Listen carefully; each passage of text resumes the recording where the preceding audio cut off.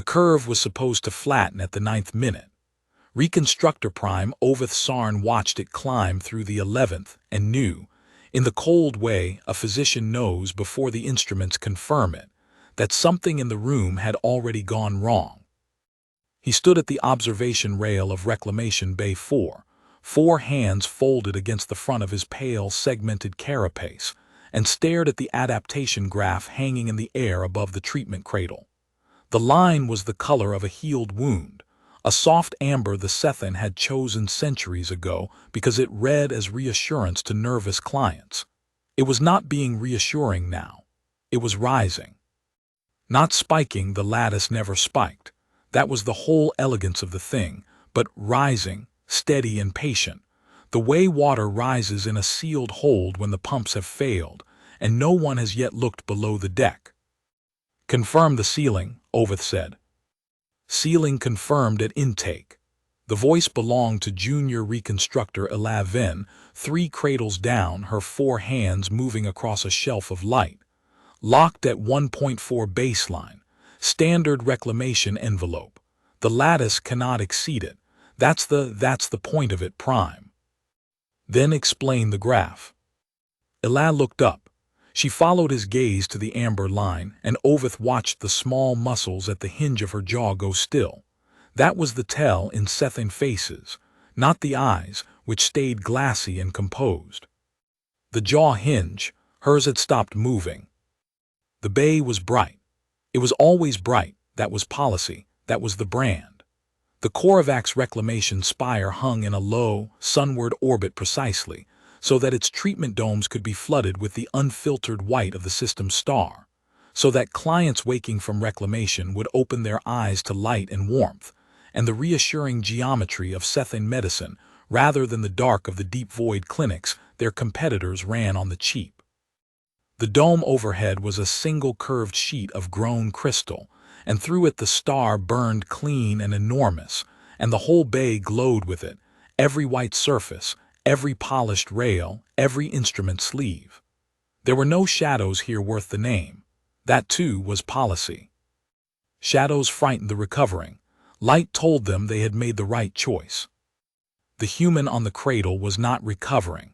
She was, according to every reading Oveth could pull, in the best condition of her short life. Her name was on the intake plate at the foot of the cradle. HALLORAN, Ren. Deep salvage contractor, unaffiliated, 24 solar years by her own species count, which the spire's records had helpfully translated into a number that meant almost nothing to Oveth except young.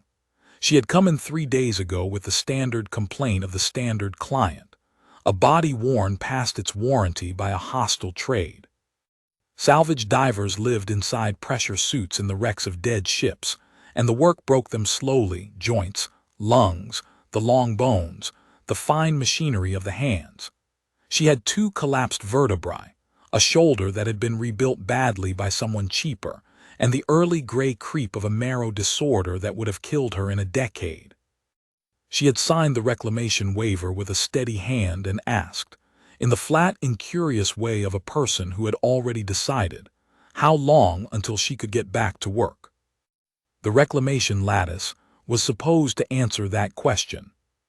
A seated mesh of adaptive filament threaded through the body's own repair pathways. It did what the Sethan had built their reputation and their considerable wealth upon. It read injury and it rebuilt, faster and denser and stronger than the raw flesh could manage on its own. A collapsed vertebra became a better vertebra. A ruined shoulder became a young one. And then, this was the elegance. This was the part the marketing dwelt on. It stopped. It reached the ceiling written into it at intake, a modest and carefully chosen ceiling, 1.4 times the client's healthy baseline, and it locked. It had to lock. A repair system that never stopped repairing was not medicine. It was a fire. Prime, Ela again, quieter now. The ceiling parameter is still valid. I'm reading it. 1.4 held in the lattice's own governor. The governor is intact. It hasn't been altered. And the tissue? A pause. Oveth heard her 4 hands move. The tissue is at 2.1, Ela said, and climbing. The number sat in the bright air between them. Oveth let it sit. He had reconstructed the bodies of 40 species across a career longer than the spire itself, had presided over 10,000 reclamations, had written 2 of the standing texts on adaptive mesh integration that every junior in the order was made to recite. In all of it, he had never once heard the governor and the tissue disagree. The governor was the ceiling. The tissue obeyed the governor. That was not a preference of the system. It was the architecture of the system, the load-bearing certainty on which the entire practice rested, and he was being told, in a bright room on a calm morning, that the certainty had quietly stopped being true. He crossed to the cradle. Ren Halloran was awake. That too was wrong. The reclamation cycle held clients in a shallow sedation for the first 2 days, and she should have been under for another 6 hours, but she was awake, and she was watching him come, and her face did the thing that Oveth would spend a long time afterward trying to describe to the inquiry and never quite managing. It did nothing. It was not blank the way an unconscious face is blank. It was occupied, alert, taking him in with a plain and unhurried attention. She simply was not afraid. A creature had approached her cradle, a tall, 4-armed physician of a species she had met 3 days ago, in a room that had begun to fill with the specific quiet that means the professionals are alarmed, and she watched it come the way a person watches weather. "You're awake," Oveth said. The translator collar at his throat shaped the words into her language. "Woke up around the 8th minute of whatever that is." Her voice was low and even. She tipped her chin, a fraction, toward the amber graph. "It's been going up. Figured you'd want to know, but you looked busy. You are in no distress." "No. You feel nothing unusual." She considered that with an honesty he did not expect. "I feel good," she said. "That's the unusual part. I came in here feeling like a bag of gravel. Right now I feel like I could pull a hull plate off with my hands." She flexed one of them, watching the tendons move under the skin as though they were a new tool she had been handed. "Is that the treatment? Because if that's the treatment, it's better than the brochure." "That is not the treatment," Oveth said. He did not mean to say it so plainly. It was not how one spoke to a client. But the graph was at 2.4 now. He could see it over her shoulder, still rising, still without a spike. That terrible patience, and something in the old physician had begun to strip the soft language away, because the soft language was suddenly a lie, and he had never in his life told a lie to a body he was cutting into. "Then what is it?" Ren asked, not alarmed, curious. She had the tone of someone asking about a strange noise in an engine she trusted. "I don't know yet," Oveth said, and that was true, and it was the truest thing anyone had said in the bay since the 9th minute. "Lie still. Don't exert. I need to take a reading." Sure, she lay still. She was, he would note later, extraordinarily good at lying still, better than any client he had handled, as though stillness were a discipline she had trained rather than a state she fell into. Her eyes tracked the graph. "It's kind of pretty," she said to no one, "the color." Oveth pulled the deep reading. He built it the way he had built 10,000 others. He laid his lower 2 hands flat against the field emitters at the cradle's edge, opened the diagnostic lattice sense, and let the machine walk the mesh from the seed point outward, node by node, reporting the state of each. It came back to him not as numbers but as a map, the way it always did, a felt topography of the body under his hands. And the map was wrong in a way that took him a moment to parse, because he had never had cause to build the vocabulary for it. The lattice was not driving the tissue. That was the shape of it. In every reclamation Oveth had ever performed, the lattice led. It was the intelligence and the flesh was the material. The filament read the damage and instructed the cells, and the cells, dumb and grateful, obeyed.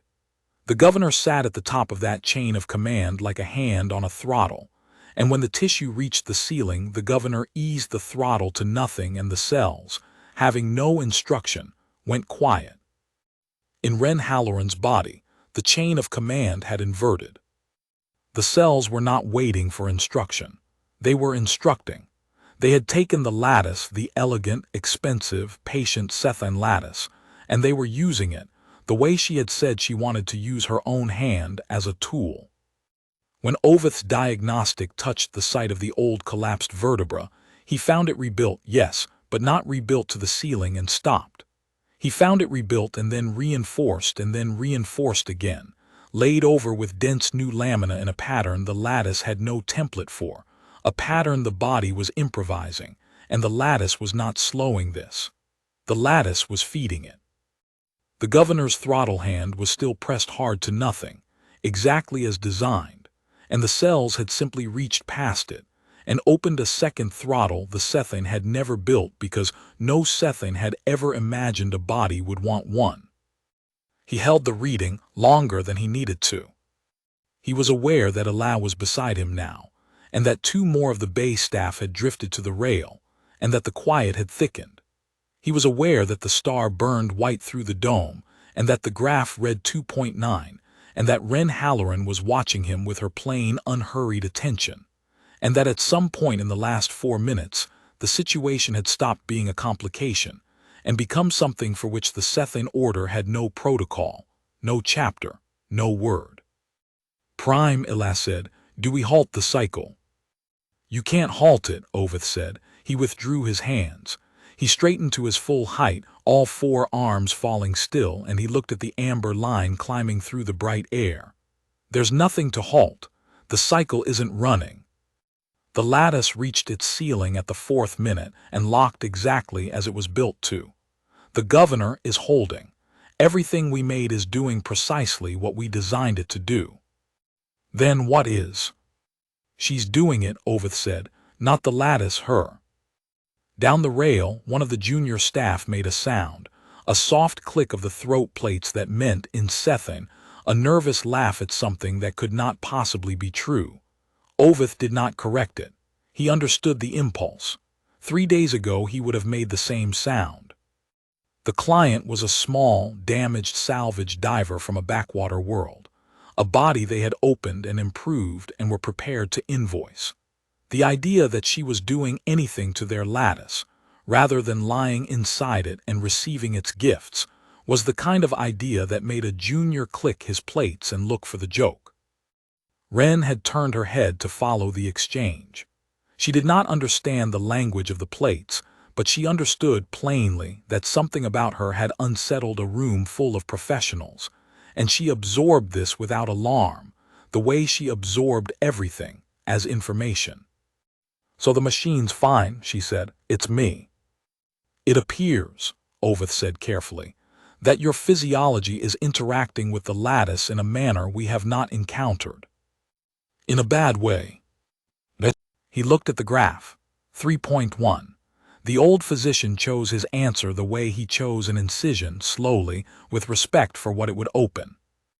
"In a manner," he said, "we don't yet understand. I'd like to keep you here, under observation, not as a client any longer, as a study. We will not charge you." Something moved at the corner of her mouth. It was not quite a smile. It was the ghost of the place where a smile would go on a person who had learned, a long time ago, not to spend them freely. "You'll pay me." "Yes." "Then I'm in no hurry." She settled back against the cradle. The white light lay across her face, across the faint old scar at her left brow and the salvage diver's weathering at the corners of her eyes, and she closed them, unbothered, a small hard creature at rest in the brightest room on the spire, while the amber line climbed patiently through 3.2, and the physicians of the Sethan order stood at the rail, and for the first time in the long, confident history of their practice, did not know what they were looking at. Ovith did not close his eyes. He watched the line, and in the cold procedural part of his mind that had kept him alive and useful across a long career, a single question was forming, and he did not like its shape. The lattice fed on injury. That was its trigger. Damage was the signal that told it to build. In this body, the building did not stop at a ceiling. It ran on, driven by the flesh itself, past every envelope the Sethan had drawn. The old vertebra, damaged 3 days ago, was now stronger than a healthy one. The ruined shoulder was becoming something a Sethian anatomist would not recognize. Which meant the question was not what has gone wrong. The question was what happens the next time she is hurt. They kept her in Bay 4 for the first day because moving her felt to Oveth like moving a fault line. He requisitioned the bay outright, cleared the paying clients to the lower domes, and set a rotating watch on the graph. He told the Spire's administration only that a reclamation had produced an anomaly requiring study, which was true, and which was the kind of sentence that made administrators nod and move on, because anomalies requiring study were the Spire's entire business, and no one who signed the ledgers wanted the details. By the second day, the amber line had reached 4.1 and stopped. Not locked, Oveth was careful in his own notes, never again to write the word *locked, which had failed him once and would not be trusted again. Stopped. Plateaued. The building had run out of injury to answer. The collapsed vertebrae were rebuilt and overbuilt. The shoulder was whole. The marrow disorder was simply gone, scoured out and replaced by something denser and cleaner than the original. There was no more damage in the body for the lattice to feed on, and so the lattice had gone quiet, and the tissue held at 4.1 times the baseline of a healthy human, which was to say, at a strength no human had ever possessed, in a body that looked, lying in the white light of the cradle, entirely ordinary. That was the thing Oveth could not get past. She looked ordinary, a little worn, a little scarred, unremarkable in the way of hard-used working people across the galaxy. Nothing in the surface of her advertised what the reading showed. He had seen enhanced soldiers, gene-forged nobles, the augmented enforcers that certain hard worlds bred and armored and paraded, and they announced themselves in bulk and posture and the particular sheen of engineered flesh. Ren Halloran announced nothing. She sat up on the cradle on the second day, swung her legs over the side, and asked whether there was food, and the request was so mundane against the reading that Ella, watching, made the throat click again and then looked ashamed of it. "You should not stand yet," Oveth told her. "I feel fine." She stood. She did it easily, and she stood there in the white light in the loose gray recovery suit the Spire issued, a small figure among the tall, pale physicians, and she rolled her rebuilt shoulder and made a low, satisfied sound. "Better than fine. Whatever you did to the shoulder, I've been fighting that shoulder for 4 years. She looked at him. "You said you don't understand it. Do you understand it enough to tell me if it's going to kill me?" It was, Oveth thought, exactly the right question, asked in exactly the wrong tone. The tone of a person inquiring about the weather on a route she intended to fly regardless of the answer. "I don't believe it will kill you," he said. "I believe it has made you stronger than your species is built to be, and I believe," he paused and chose the incision, "that it has not finished." "It stopped," she nodded at the flat amber line. "You said." "It stopped because there was nothing left to repair." Oveth folded his upper hands. "The system responds to injury. It reads damage and it rebuilds past the damage, and in you it does not respect the ceiling. As long as you take no harm, it sleeps. But if you are injured again, it'll fix it. It will do more than fix it." He held her plain gaze. "Each time you are hurt, it will rebuild you stronger than you were before the hurt, permanently. There is no ceiling. We built one, and your body ignored it. I have spent 2 days looking for the mechanism that will make it stop on its own, and I have not found it because I do not think there is one."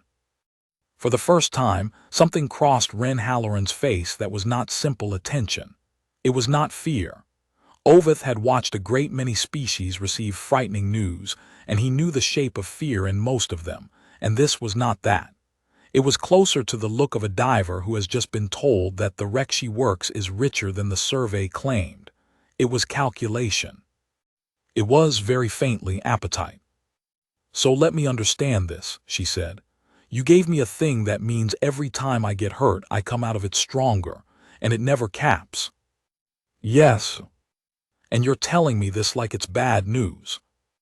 Oveth looked at the small, ordinary human standing in the brightest room on the spire, and he understood, with the slow, cold clarity that would define everything that came after, that the two of them were looking at the same fact from opposite sides of a line no Sethian had ever known was there.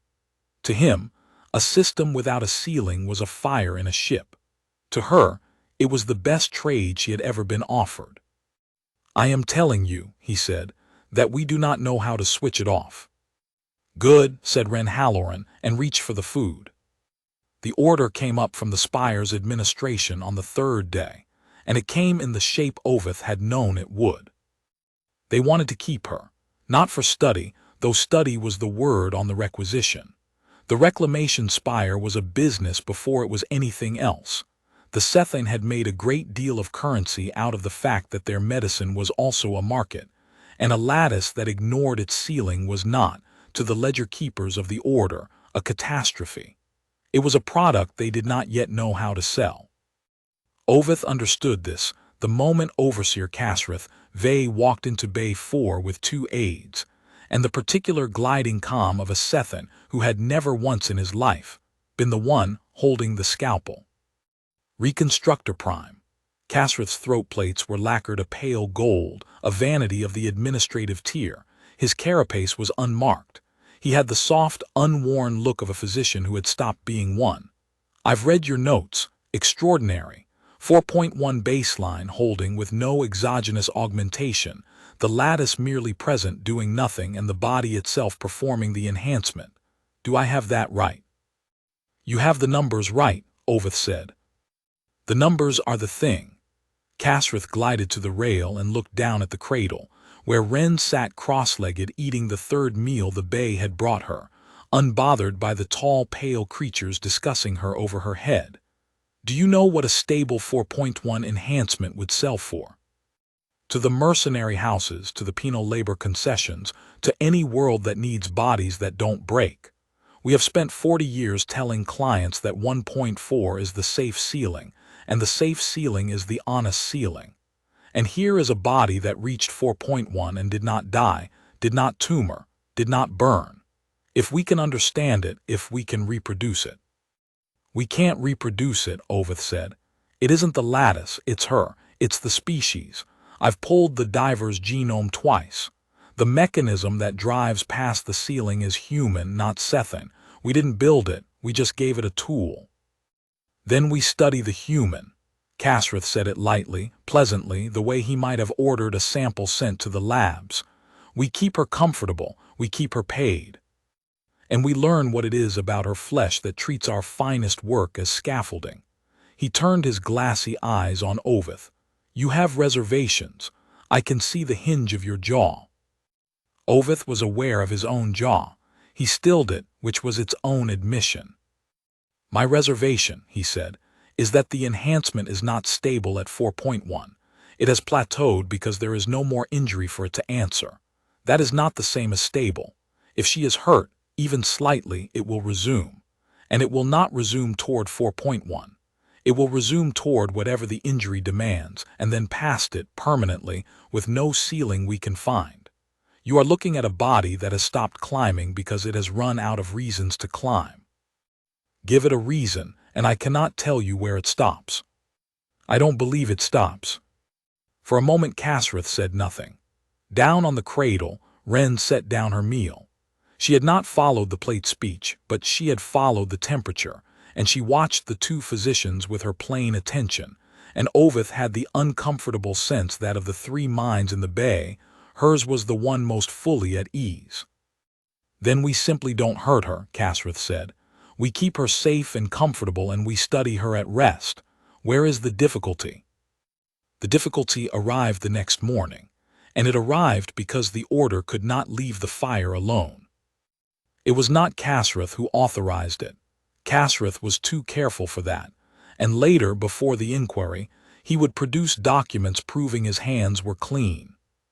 It was the research tier, the specialist wing that the spire kept 2 decks down, staffed by the kind of Sethian who had followed the science so far past the client that they had forgotten the client was a person.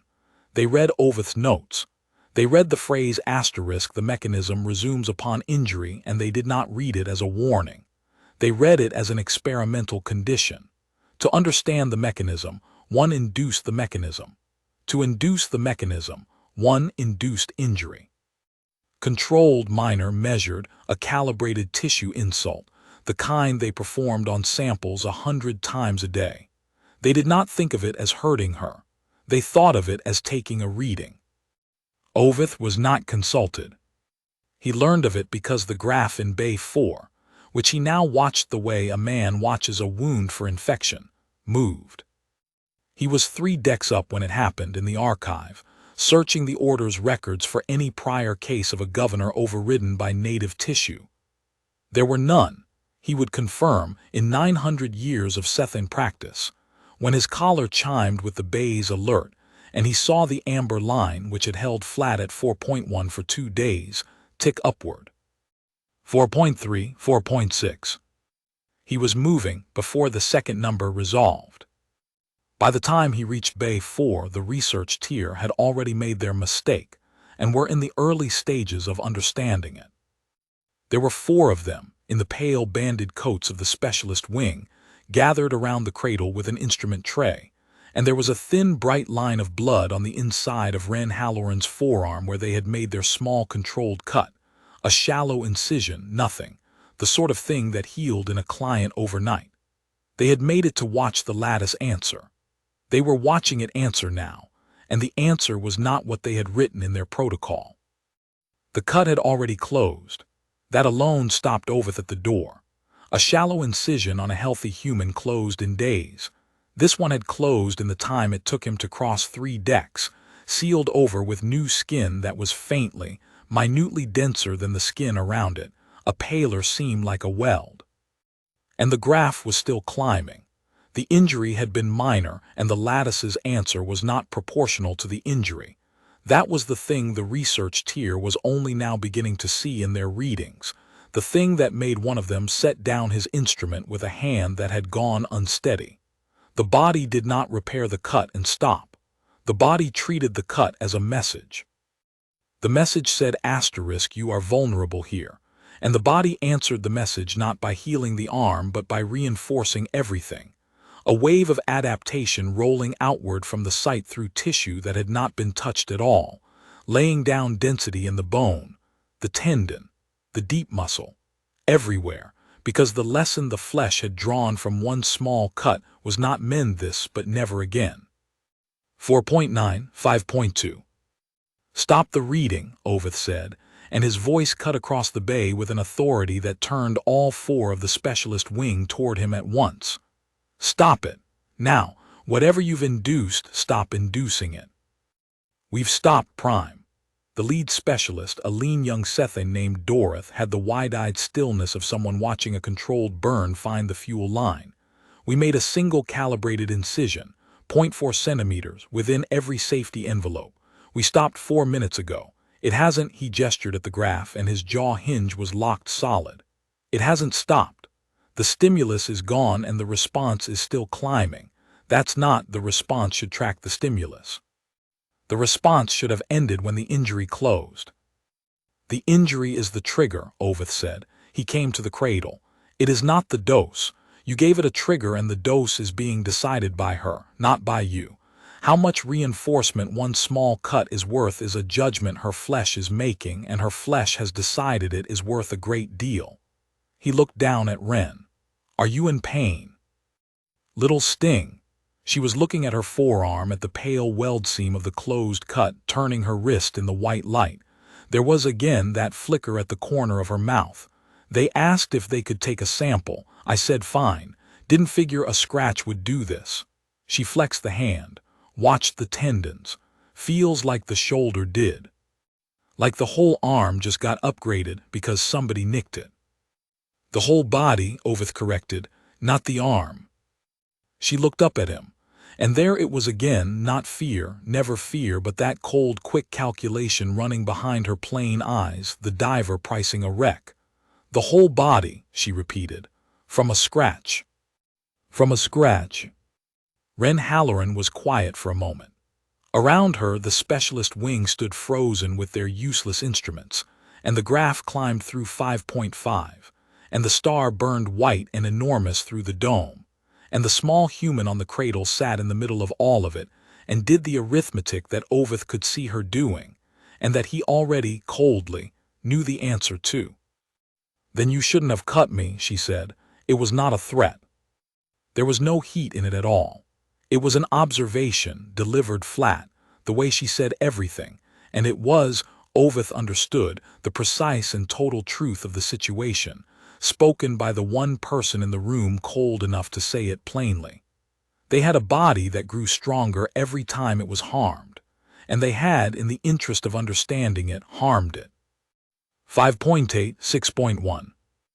The graph did not stop until the deep evening of that day, when the body once again ran out of reasons to climb, and it plateaued at 6.4 times human baseline.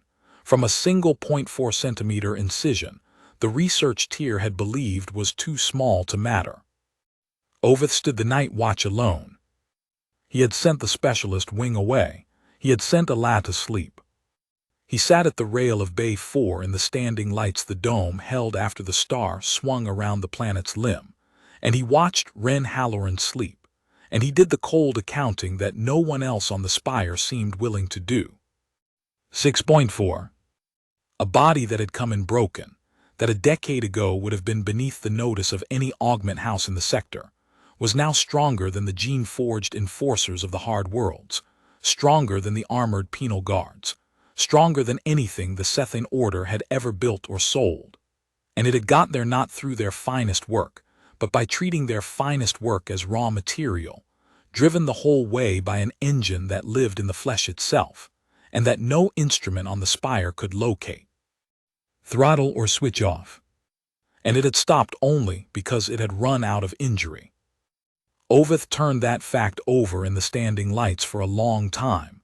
The Order would want to keep her. Kasrith had already as much as said so. The ledger keepers had smelled a product.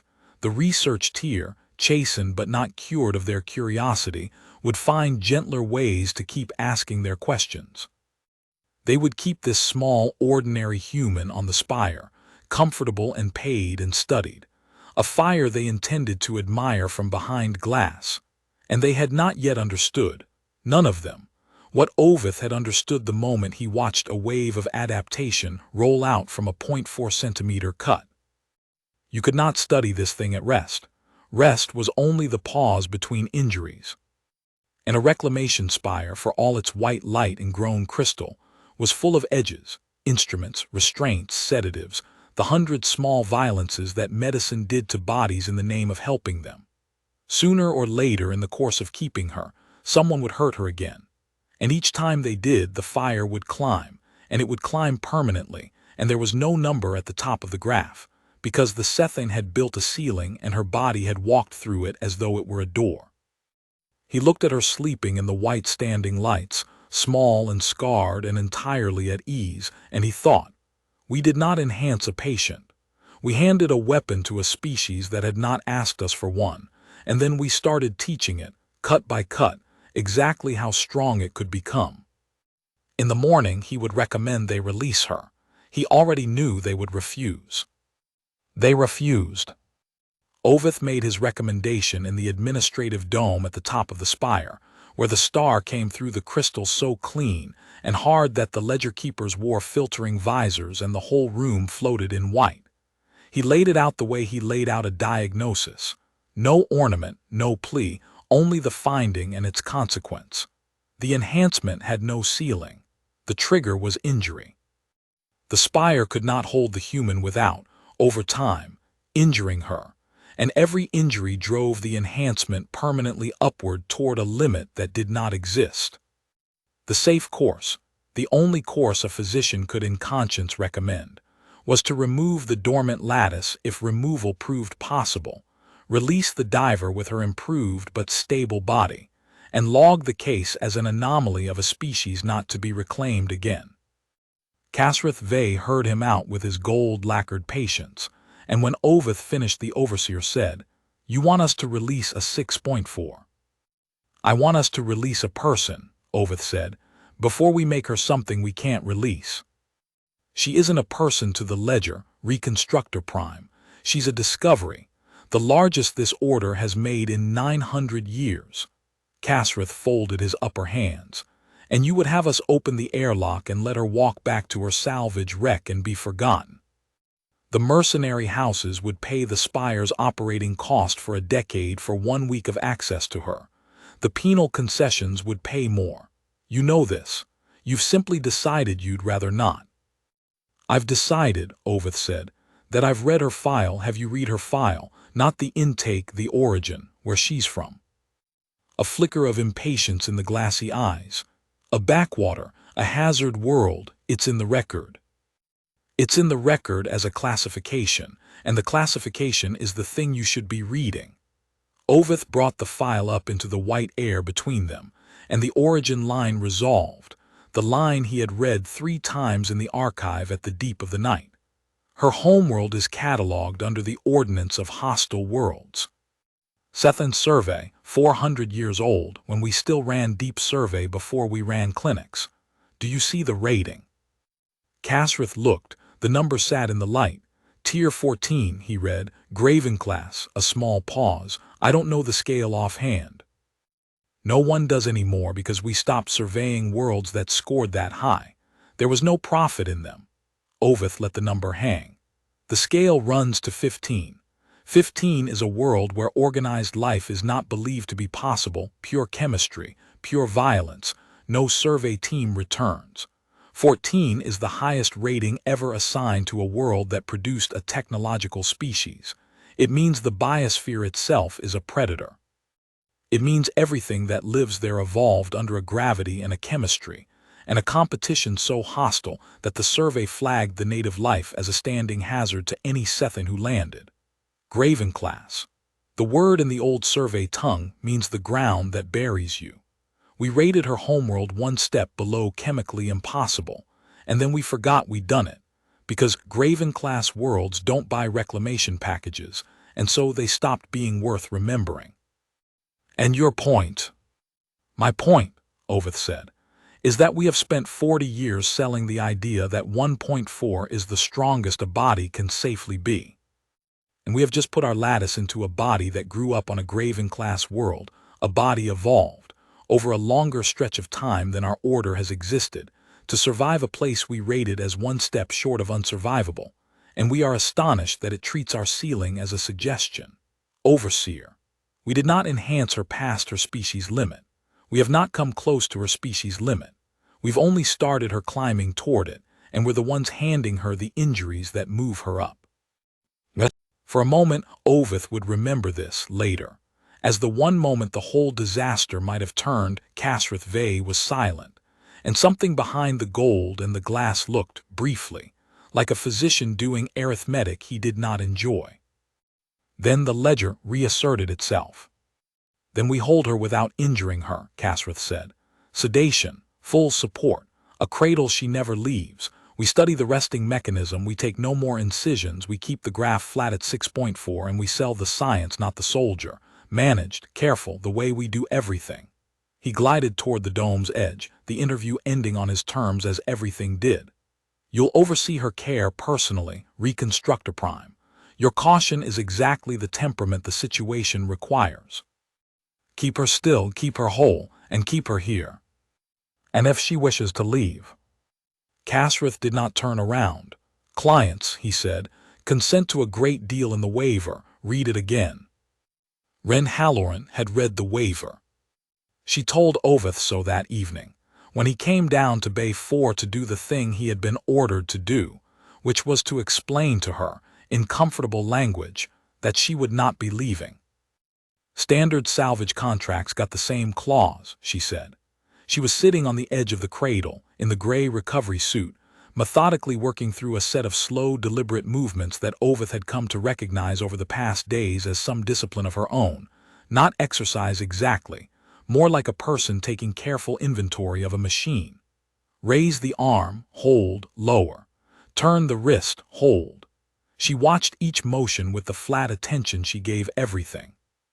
Company keeps the right to hold you on site. If you're carrying salvage, they haven't logged. Keeps you from walking off with the good stuff. She lowered the arm, looked at him. I'm the good stuff now. That's what your gold-throated friend decided upstairs, isn't it? I'm cargo. He would not use that word. He wouldn't have to. She said it without rancor. That was the thing about her that Oveth had stopped being able to look away from, the complete absence of heat. Any other client, told they were being held for study against their will, would have wept or raged or begged, and the Sethian had protocols for all three, gentle chemical protocols, kind and total. Ren Halloran did none of them. She simply updated her understanding of the situation and began, visibly, to work the new understanding for edges. So walk me through it, Doctor. You're the honest one I've been watching who flinches. You're the only one who flinches at the right things. What's the plan for me? Oveth found that he could not lie to her. He had never been able to from the first morning. The soft language stripped itself away in her presence and left only the finding. Sedation, he said. Continuous, a supported cradle. You would not be harmed, that is the entire point, they've understood that much. No more incisions, no more readings that break the skin. You would sleep and be kept whole, and the enhancement would hold where it is while the research tier studies it at rest. Indefinitely. Indefinitely, she turned the word over. Asleep, whole, studied forever. Yes. And you flinch when you said it. She tilted her head. Why? Because it will not work, Oveth said, and there, again, was the truth arriving before he had decided to speak it. Because I have spent 30 years keeping bodies alive in cradles, and I know what a cradle is. A cradle is 1,000 small violences delivered kindly. Feeding lines. Pressure sores turned every few hours. The catheter, the marrow tap, the slow injuries of stillness itself. A body left in a cradle for a year is a body that has been injured 1,000 small ways by the cradle. On any other client, those injuries are nothing. The support system mends them faster than they form. On you, he stopped. On me they're triggers, Ren said. She had gone very still, the diver pricing the wreck. Every bedsore's a scratch. Every one of those little things climbs the graph. Yes. So their careful plan to keep me at 6.4 by never hurting me involves parking me somewhere that'll hurt me 1,000 tiny ways a week forever. Something moved at the corner of her mouth, and this time it very nearly became the smile she had been withholding for 4 days. Doctor, they're going to grow me. They just don't know it yet. Oveth said nothing, because there was nothing to say. She had arrived, in one flat sentence from the edge of a cradle, at the conclusion it had taken him a sleepless night and 30 years of clinical judgment to reach. The Order's plan to keep the fire contained was, in its mechanism, a plan to feed the fire slowly and call it caution. Here's what I keep coming back to, Ren said. She stood easily, that unnerving ease, and crossed to the rail, and looked up through the dome at the star, the light lying full across her small, worn face without making her squint, which Oveth had also noticed and had also filed under the growing column of things about her that were no longer entirely human. Back home where I'm from, you said Tier 14, Graven class, ground that buries you. She said the old survey words carefully as though trying them on. We don't have a word like that. We've got about 900 words for the ground, and most of them are just the ground. It's not a hazard world to us. It's Tuesday. She looked at him. You built a whole scale to measure how much a place could kill you, and you put us near the top of it, and then you forgot about us because we were too dangerous to sell things to. And now you've got one of us in a bright white room, and you've figured out that hurting me makes me stronger, and your big plan is to hurt me very slowly for the rest of my life. Now the smile came at last, small and cold and without any cruelty in it at all, which was the worst part. I don't think you've thought this through. No, Oveth agreed. I don't believe we have. How long before they sedate me? He considered lying and did not. The cradle is being prepared, tomorrow, perhaps the day after. Ren nodded slowly, looking up at the light. When she spoke again, her voice was as flat and even as it had been on the first morning, and Oveth understood that she was not, in any way he could measure, afraid, that of all the beings on the Korovac's reclamation spire. The small caged human was the only one entirely unhurried, because she alone had understood that the trap her captors had built was a trap that only worked on things that could be worn down, and she had stopped being one of those on the second day. And every day they kept her, she became less of one still. "Then I've got a day," she said, "maybe two." She turned from the rail. "You should get some sleep, doctor. You look like you're the only one here doing any of the worrying, and you're going to want to be rested." She lay back on the cradle, unhurried, and folded her scarred hands across the gray suit and closed her eyes in the white light. "Big day coming," she said to no one. "For somebody." Oveth stood at the rail a long while after her breathing had slowed. Then he went, not to sleep, but to the archive, because a cold and careful part of his mind had begun to ask a question he did not want to ask and could no longer avoid, and it was this: when the Order tried, tomorrow or the day after, to put a Graven-class body to sleep against its will, when they reached for the sedatives and the restraints and the thousand kind violences of the cradle, what exactly did they imagine would happen? And the more he turned it over in the white standing lights, the more clearly he saw that no one upstairs had asked the question at all. They had priced the discovery. They had not once, in all their arithmetic, priced the moment they would have to lay hands on it. The day between the decision and the sedation was the day the Order proved, without meaning to, that it could not keep her whole even when keeping her whole was the entire point. Oveth spent the morning of it in the archive, and the afternoon of it watching the research tier learn a lesson he had already learned, and the two halves of the day fit together like the two halves of a diagnosis. In the archive he pulled the old Graven-class survey in full, not the classification line Kasrith had waved away, but the whole of it, 400 years old, the last deep survey the Sethin had run before the Order traded exploration for medicine. He read it in the standing lights with a growing cold in his chest. The survey team had put 3 landers on the world. 2 came back. The report of the one that did not was reconstructed from its transmissions, and the transmissions were a catalog of a biosphere that did not behave the way biospheres were supposed to behave, where the prey animals healed faster than the survey's weapons could wound them, where the plants closed over damage and grew back barbed, where a minor predator the team had catalogued as low hazard on the first day had, by the 4th, adapted to the team's deterrence and begun hunting the landers. The surveyors had not understood what they were seeing.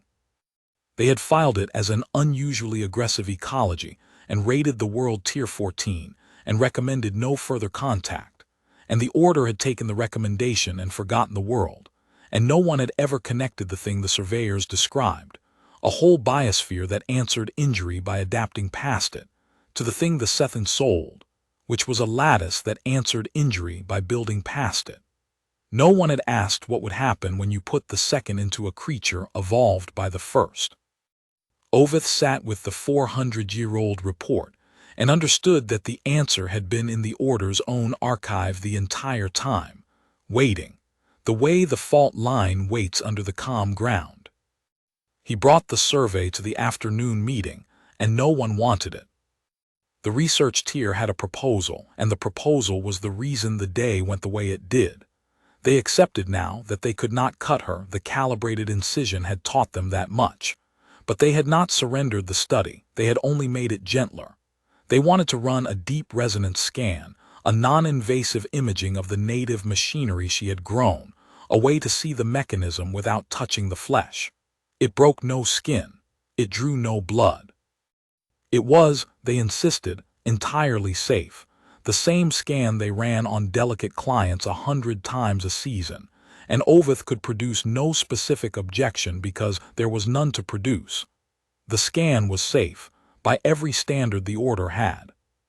They ran it in the bright of the afternoon, in Bay 4, with Wren lying still on the cradle and the resonance emitters arranged around her in their careful ring, and for the first several minutes it was exactly as safe as promised. The scan built its image.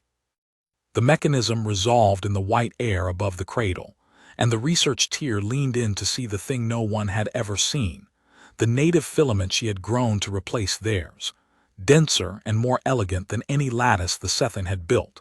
And for a moment even Oveth forgot to be afraid, because it was simply beautiful, the way a well-made body is always beautiful to a physician.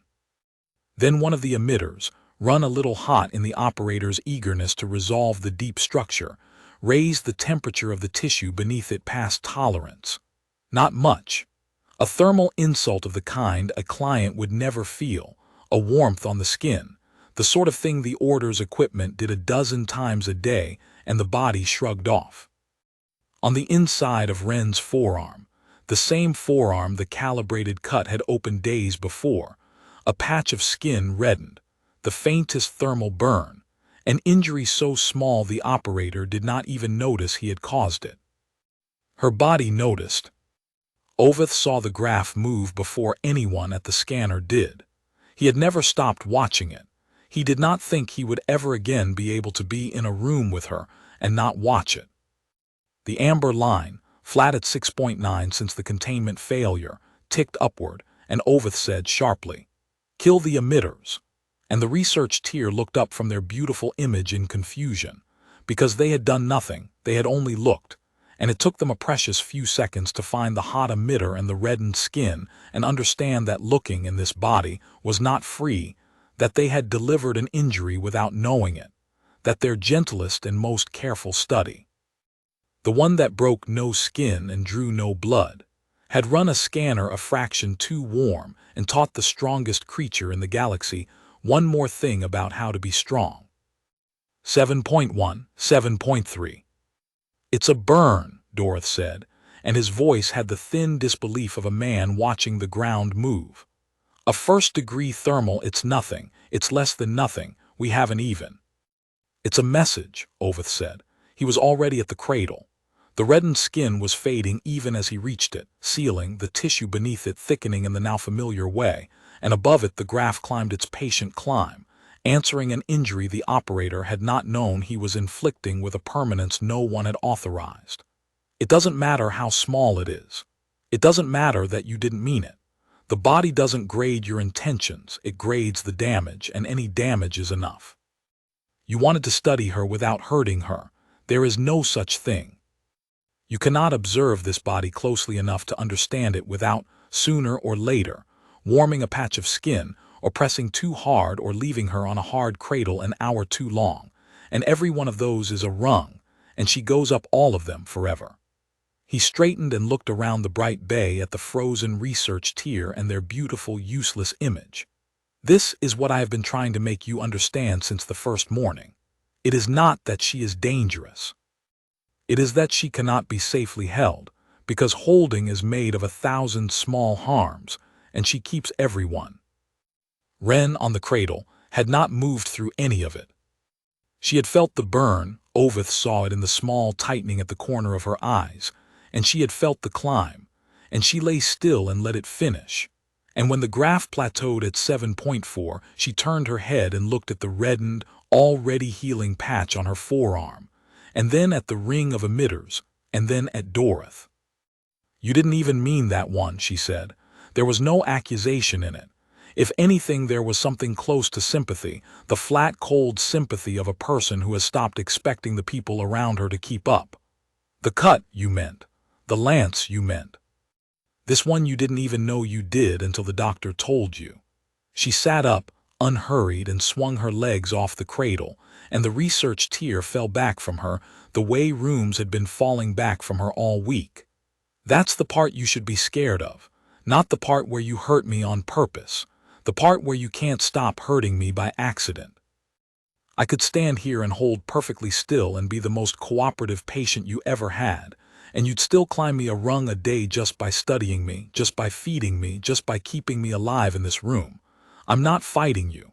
I've never fought you. And I'm getting stronger anyway because that's what being near your care does to me now." She stood, small and scarred in the white light. "You've built a cage that grows the thing it holds. Every day I'm in it, I'm harder to keep in it. You did that. I'm just the one lying still while you find it out." She said it flatly, without heat, the way she said everything, and it landed in the bright bay with the weight of a thing that could not be argued with because it was simply, mechanically true. The research tier had no answer. Dorothy looked at his beautiful image hanging in the white air, the elegant native machinery she had grown from the ruins of their lattice, and Oveth watched the young specialist understand at last, on the level where understanding costs something, that they were not studying a patient who was getting better. They were studying a fire, in a bright clean room with no shadows, and every instrument they pointed at it to understand it was a breath of air, and it did not matter how gently they breathed. That was the afternoon the order stopped talking about study and started talking about termination. Oveth traced it later to the exact moment. The moment a first-degree burn no one meant to inflict climbed the graph half a point, and the research tier finally believed him, and belief in this thing led, in a frightened institution, not to release, but to the collapse pulse and everything after. He had spent the day proving to them that she could not be safely held. He had meant it as the argument for letting her go. They had heard it as the argument for the thing that could not be undone, because a frightened institution does not hear you cannot hold this as so open your hand. It hears it as so close your fist harder, and it closes, and it climbs another rung, and it calls the climbing caution right up until the moment the fire walks out through the wall. Oveth stood the night watch again that night. He watched her sleep at 7.4, and he did the cold arithmetic one more time, and the arithmetic said what it had said every night that week, only louder, that the safest hour this body would ever know was the one it was living right now, and that every hour after would find it stronger because the order could not keep its hands still, and the order did not know how to open them. In the morning they would come for her with lances and fields and call it care. He already knew how that would go. He had known since the 9th minute of the first morning.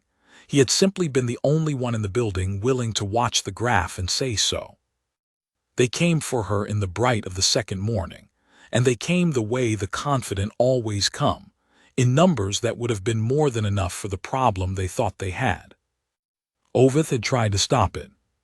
He had gone up to the administrative dome before the star cleared the planet's limb and stood in front of HFY, and said, plainly, that laying hands on a Graven-class body to sedate it against its will was not a medical procedure but a fight, and that a fight was precisely the input the enhancement was built to reward. He had said, if you struggle with her and the struggle bruises her, she will end the struggle stronger than she began it. He had said, the only safe way to hold this human is to make her want to be held, and you have spent 2 days making certain she does not. Kasrith had listened with his gold patience, and then said that the reconstructor prime was tired, and that the sedation would be handled by the containment tier, who did this every day with violent clients, and that Oveth's role was to be present, and ensure the diver came to no lasting harm. And Oveth had understood that no lasting harm was the phrase of a man who still believed harm was a thing he controlled the dosage of. So he was present. He stood at the rail of Bay 4 and watched the containment tier file in 6 of them.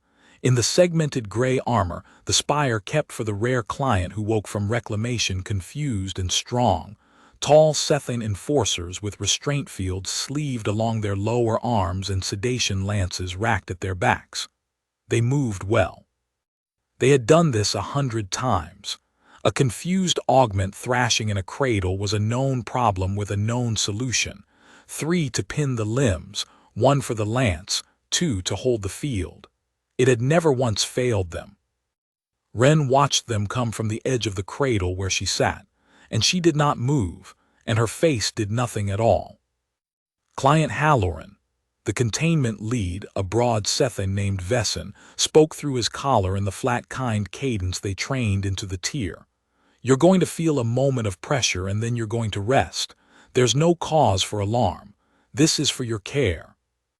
I know what it's for, Wren said. Then you'll make it easy. No, she said, not defiant, informative. I don't think I will. But you should go ahead and try, because you're not going to believe me until you do. She looked past Vesson, found Oveth at the rail, and something passed between them, a plain acknowledgement.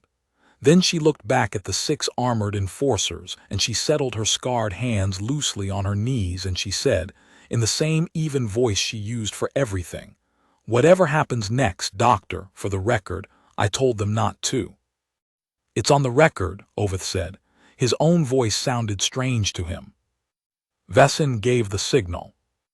The 3 enforcers moved on the limbs fast, practiced, 2 to the arms and 1 across the legs, the standard pin, the one that held thrashing bodies 4 times her mass. Oveth watched it happen with the clinical attention that was the only thing he had left, and so he saw, precisely, the moment the known problem stopped being the problem they knew. They got the pin. That was the thing. They executed it perfectly. The enforcer on her right arm bore down with the full weight and leverage of a body built for it, and Ren Halloran's arm did not move, and the enforcer's own arm did. Not because she pushed. Because he pushed, and the arm he was pushing was denser and better anchored than the floor he was braced on, and the force he put into her went nowhere and came back into him, and his stance broke. Oveth saw the confusion cross the enforcer's face, the specific confusion of a strong creature discovering that its strength has become irrelevant, in the half-second before the sedation lance came down.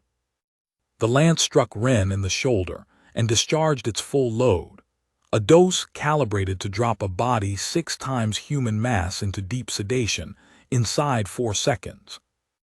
The graph moved.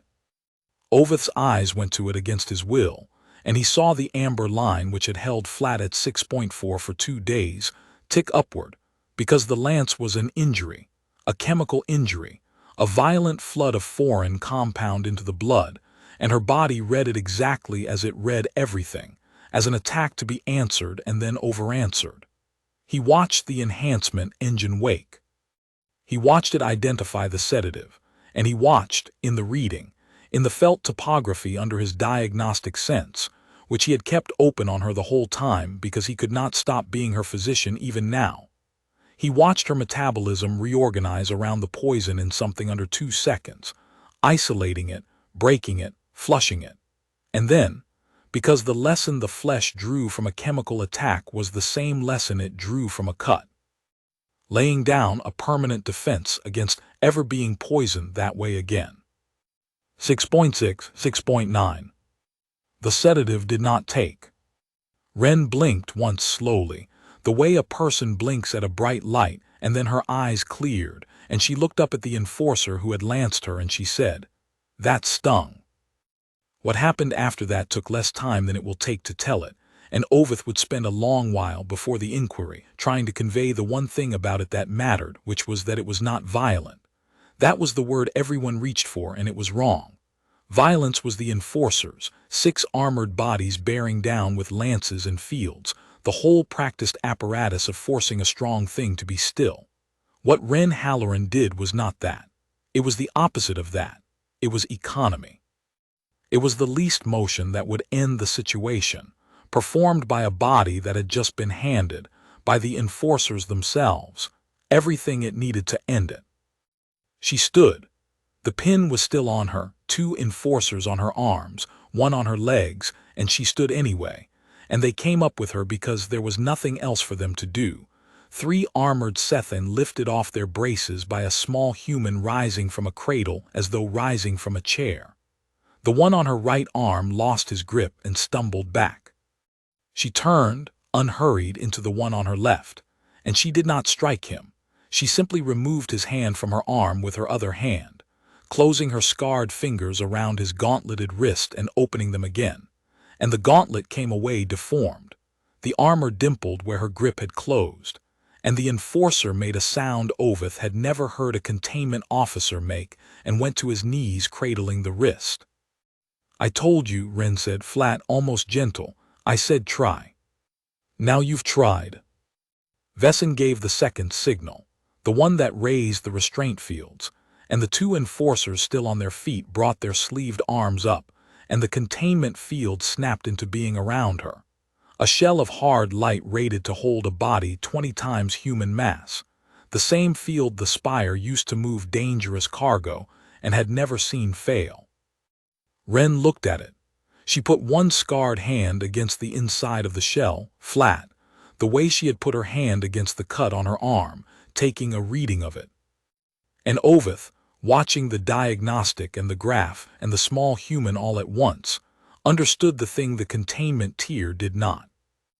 That the field was not injuring her, and so it was not making her stronger, but it did not need to because she was already at 6.9, stronger than a field rated for 20 times human had ever been asked to hold, and the field had no idea because nothing it had ever held had been shaped like this, small and quiet, and pushing not in a panic but with the patient total pressure of someone leaning a door open.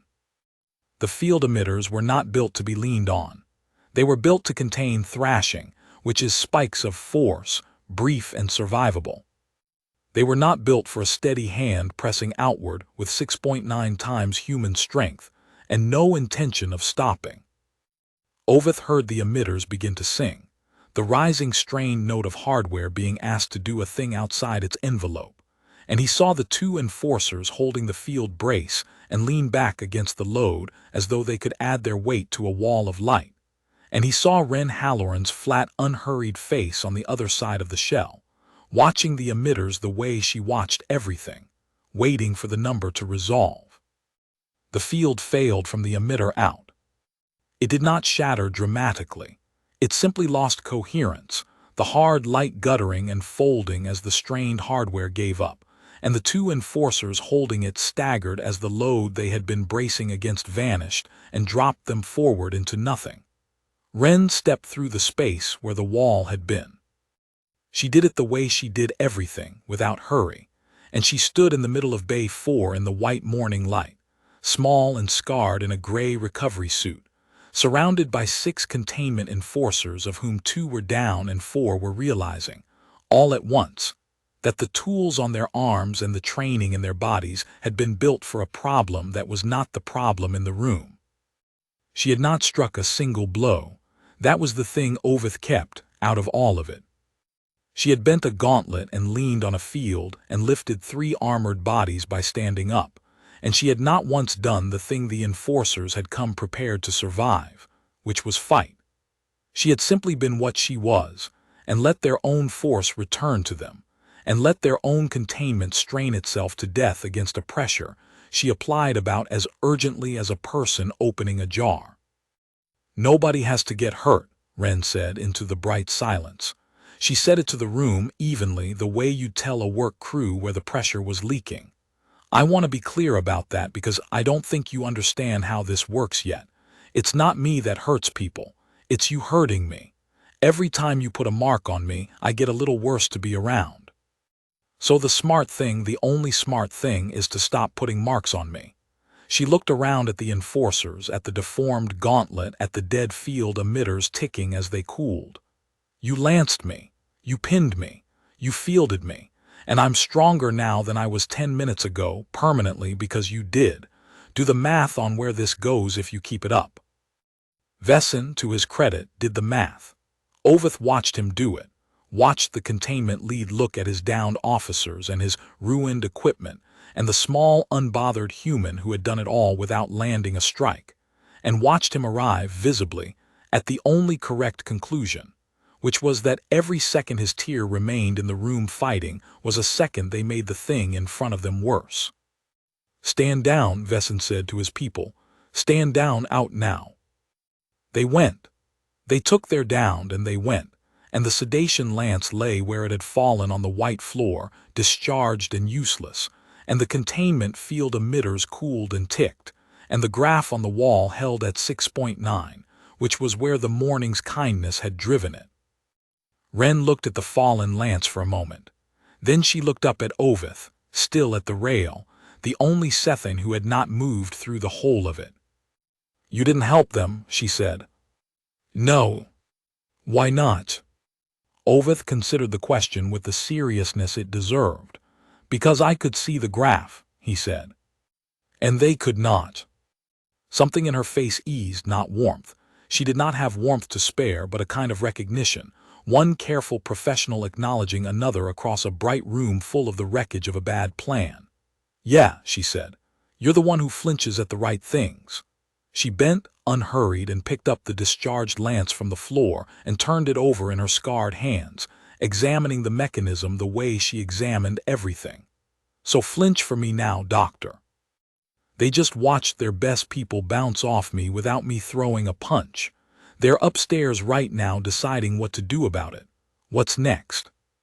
What does an order like yours do when the careful plan doesn't work? Oveth looked at her, and at the graph, and at the wreckage, and he told her the truth, because he had never once managed to tell her anything else. "When careful fails," he said, "we stop being careful." The order did not decide all at once. Institutions never do. It decided the way a body decides to become sick, one small failure of judgment at a time, each defensible on its own, until the sum of them was a thing no single Sethian had chosen and all of them owned. Oveth watched it happen from the inside, because Kasrith kept him close. The Reconstructor Prime's caution was still useful to a man who wanted the appearance of having listened to it. And so Oveth sat in the meetings where the order talked itself, over the course of a single day, out of releasing Ren Halloran and into killing her. They did not use the word. They never used the word. They spoke of termination of the mechanism, which sounded like something one did to a runaway process, rather than to a small human who ate her meals and did her slow, careful inventory of her own hands. The research tier had spent the night studying the recordings of the containment failure, and they had arrived at a conclusion that Oveth would come to think of as the purest expression of what was wrong with his order. They had decided that the problem was solvable because they had built the thing that caused it. "The lattice is ours," said Dorith, the lean young specialist who had made the first calibrated cut, laying his analysis into the white air of the meeting dome. He had recovered his composure and with it his certainty, which Oveth found he could no longer forgive. "The enhancement runs on our lattice. Yes, the drive is native, the trigger is injury, we've established all of that. But the actual reconstruction, the physical building of new tissue, is performed by our filament. It's our mesh doing the work, even if her flesh is giving the orders. And a mesh we built, we can collapse." "Explain," said Kasrith. "A resonance pulse, tuned to the lattice's own governance frequency, the frequency the governor speaks on. We don't try to stop the mechanism. We can't, we've proven that. Instead, we send a collapse signal down the one channel that is still purely ours, and we shut the filament itself, denature it, turn the entire lattice all through her body from a functioning mesh into inert protein in a single pulse." Dorith let it hang. "Without the lattice, there is nothing for the mechanism to drive. The engine is native, but the engine needs our machinery to build with. Take the machinery away, and the strongest human in the galaxy is only a human. And the collapse is not an injury, that's the elegance. It doesn't cut her, doesn't poison her, doesn't strike her. It simply switches off a system that was ours to switch off. The mechanism has nothing to react to because nothing has been done to her body at all, only to our mesh inside it." Oveth heard the flaw in it before Dorith finished speaking, and he said so. "You've never collapsed a fully integrated lattice in a living body," he said. "You've done it in samples, in tissue cultures. Tell the overseer what happens to the surrounding tissue when a body's worth of filament denatures at once." A small silence. Dorith's jaw hinge held. "There is some collateral necrosis," he admitted. "The filament is threaded through living tissue. When it denatures, the tissue immediately around each strand is compromised. In a sample, it's negligible. In a whole body." "In a whole body," Oveth said, "it is thousands of simultaneous micro-injuries. Every strand of your mesh sits inside living flesh, and you propose to kill all of it at once, everywhere in the same instant. You will not be doing nothing to her body. You will be delivering the single largest injury she has ever received, distributed, total, from the inside, in the exact instant you remove the machinery she would use to answer it." He looked around the white dome. "You have found the one way to injure her that is worse than all the others combined, and you have convinced yourselves it doesn't count as injury because you're doing it to your own mesh. The mesh is inside her. There is no line there. There never was. The mechanism can't answer an injury if the machinery it answers with is gone, Dorothy said, but there was less certainty in it now. Are you sure the machinery goes first? Ovith asked. You'll send the pulse. It will travel the lattice. The lattice is dense. You built it dense in her over 6 days of overbuilding. Are you certain the denaturing completes before her flesh registers the first strand dying? You are proposing to win a race inside a Graven-class body between your collapse signal and her injury response, and you have never run that race, and the penalty for losing it is that you have delivered a body-wide trauma to a creature whose entire nature is to become unkillable in exactly the moment it is nearly killed. He let that sit in the light. If she survives the pulse, and I think she will not be a 6.9 that you have to hold. She will be whatever a human becomes when it is hurt everywhere at once in lives. You will have taught her the last lesson she was missing. Kasrith Vey looked at Ovith for a long moment across the white dome. And Ovith saw in the glassy eyes the thing that would damn them all, not stupidity. Kasrith was not stupid, but the specific institutional cowardice that fears the visible risk more than the invisible one. Releasing Ren was a risk Kasrith could see. A strong human loose in the galaxy. A discovery walked out an airlock. A ledger left empty. The collapse pulse was a risk Ovith could see and Kasrith could not, and so it did not feel like a risk to Kasrith at all. It felt like a solution his own people had handed him. You've made a career of caution, Reconstructor Prime, Kasrith said. I've valued it, but you've also just told me you believe she will survive whatever we do. If that's true, then holding her fails and releasing her is unthinkable, and your caution has led us to a place with no doors. Dorothy has given me a door. He turned to the specialist. Prepare the pulse. Reconstructor Prime Ovith will supervise to keep it clean. I will not supervise it, Ovith said. You will be present, Kasrith said, or you will be relieved. Choose. He chose to be present, because the alternative was to leave her with no one in the room who flinched at the right things. And Ovith had by then stopped pretending to himself that his loyalty was to the Order. They moved her to the Research Tier's containment lab 2 decks down, not by force this time.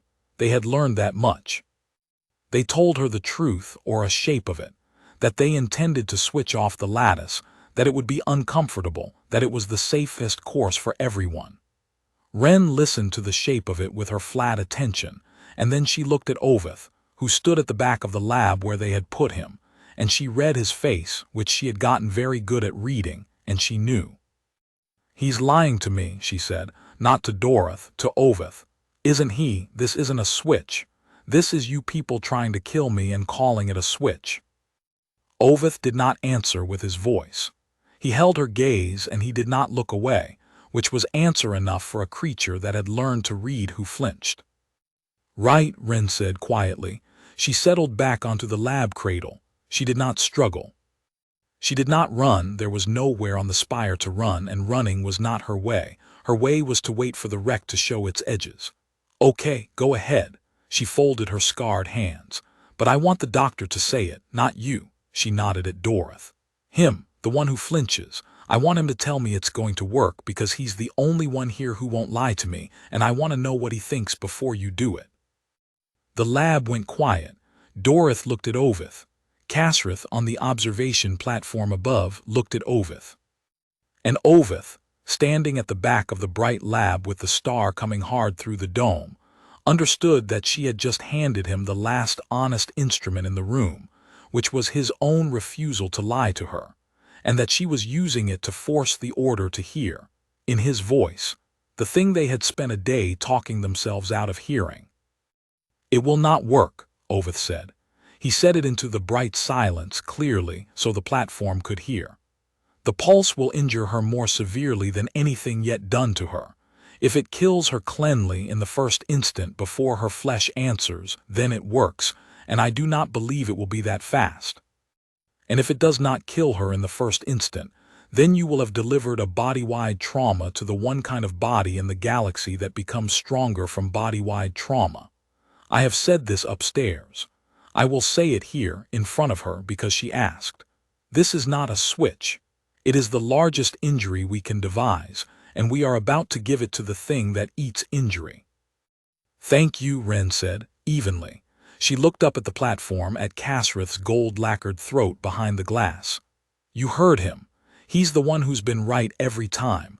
I'm not going to fight you, I told you. It's not me that hurts people, it's you hurting me. So go ahead and do your pulse, but he told you. Whatever I am on the other side of this, you built it, and he told you before you did." She lay back and closed her eyes in the white light. "Do it." Dorothy looked at Casrith. Casrith, behind the glass, was very still, and for a moment Ovith thought the truth spoken plainly in a bright room might yet reach him. Then Casrith said, "Send the pulse." The pulse fired. Ovith had kept his diagnostic sense open on her the whole time. He had promised himself he would not look away, that if the order was going to do this then, at least one physician in the room would witness it as medicine and not as procedure. And so he felt it happen, node by node, in the felt topography of her body under his mind's hand. And what he felt was the worst thing he had ever felt in a career built on feeling bodies come apart and putting them back. The collapse signal ran the lattice the way Dorothy had promised. It found the governance frequency, the one channel that was still purely Sethin, and it spoke the denaturing word down every strand of filament at once, and the mesh began to die. Ovith felt it die, a whole body's worth of dense integrated filament curdling from function into inert protein, everywhere, in the same instant. And around each dying strand the living tissue, it was threaded through registered the death as exactly what it was. An injury. Thousands upon thousands of simultaneous injuries blooming through muscle and bone and marrow, and the deep architecture of her, the largest distributed trauma he had ever sensed in a living creature. And he felt her flesh answer it before the denaturing was even complete. That was the race, and she won it, and she won it so decisively that Ovith understood in the winning that it had never been close. Dorothy had imagined a contest between the collapse signal and the injury response, filament dying faster than flesh could react. But the injury response in a Graven-class body was not a thing that reacted after the injury landed. It was a thing that lived in every cell at once, native, distributed, needing no central machinery to command it. And when the trauma bloomed everywhere simultaneously, the answer rose everywhere simultaneously, from the flesh itself, not waiting for the lattice, not needing the lattice, and Ovith realized in the white light of the research lab with his diagnostic sense full of her, the thing his order had never once considered. She did not need the mesh anymore. She had needed it on the first day. On the first day the lattice had done the building and her flesh had only driven it. But that was 6 days and a dozen injuries ago, and her body was not a thing that learned a lesson and forgot it. Every time it had answered an injury, it had not only rebuilt, it had learned the rebuilding, internalized the pattern, grown its own native machinery for the work, so that with each climb it relied on the Sethin filament a little less and on itself a little more. By the time Dorothy sent his pulse, the lattice was not the engine. It was training wheels the body had already outgrown, still present, still threaded through her, but no longer load-bearing. And when the pulse denatured all of it at once, the only thing it accomplished was to deliver a body-wide trauma, the last, largest lesson, to a creature that had already learned to build without them. The graph did not climb. The graph was not adequate to what happened. The amber line went off the top of the frame and the frame rescaled and it went off the top again, and the research lab's instruments, which had been built to measure enhancement in fractions of baseline, began to return errors because they had no numbers for what they were being asked to read. Ovith stopped watching the graph. He watched her, with his eyes and with his diagnostic sense both, and what he felt under his mind's hand was a body reorganizing itself at a speed and scale that had no precedent in 900 years of Sethin medicine. The dead filament being broken down and scavenged for material, the trauma of its dying being answered not with repair, but with a wholesale rebuild, denser, cleaner, more integrated native filament of her own laid down where the Sethin mesh had been. Better than the Sethin mesh had ever been, her flesh having studied the design for 6 days and improved on it in the instant it was handed the reason to. Wren Halloran's back arched off the cradle, her scarred hands closed, her jaw set. And she made, in the whole of it, one sound, a single low exhalation through her teeth, the sound a working person makes lifting a load at the edge of what they can lift. And then she was still, and it was over, and it had taken less time than the meeting in which they had decided to do it. The lab was silent, except for the instruments returning their errors. Wren opened her eyes. She lay on the cradle for a moment, looking up through the dome at the star, and then she sat up, unhurried, and she looked at her own scarred hands, turning them over in the white light the way she had turned them over on the first day, taking inventory of a machine that had changed.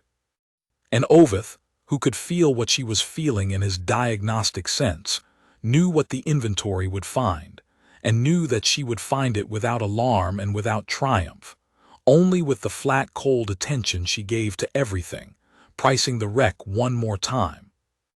Wren said. That was all. One flat syllable, into a bright room full of the wreckage of the order's last idea. She swung her legs off the cradle.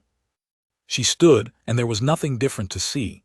She was still small, still scarred, still ordinary in the surface of her, a salvage diver in a gray recovery suit, and that was the thing that broke whatever composure the research tier had left, because their instruments were screaming errors and their diagnostic feeds were incoherent, and the creature at the center of it looked exactly as unremarkable as she had looked on the day they invoiced her. Dorothy backed away from the cradle. One of the junior specialists made the throat click, the nervous laugh at the impossible, and this time no one looked ashamed of it because there was nothing left to be ashamed in front of. The impossible had happened, and the click was as reasonable a response as any. Up on the platform behind the glass, Casrith Vey had risen from his seat. Oveth could not read his face at that distance, but he did not need to. He could read the stillness of him, the total arrest of a creature that has just watched its final solution become the thing it was meant to solve, only larger. Doctor, Wren was looking at Oveth. Her voice was the same as it had always been, flat, low, even, but there was something underneath it now that had not been there on the first day, and it took Oveth a moment to name it, and when he named it he understood that the order had lost far more than a captive. It was certainty, not arrogance. She had no arrogance in her. Just the settled certainty of a creature that has been tested to the limit of what its captors could devise and has found the limit comfortably beneath it. Your mesh is gone. I felt it go. Whatever you built into me, it's dead. I broke it down. I used the parts. She flexed a hand. But I didn't stop being what it made me, did I? No, Oveth said. His voice came out low. You built your own better than ours. You've been building your own the whole time. The lattice was a template.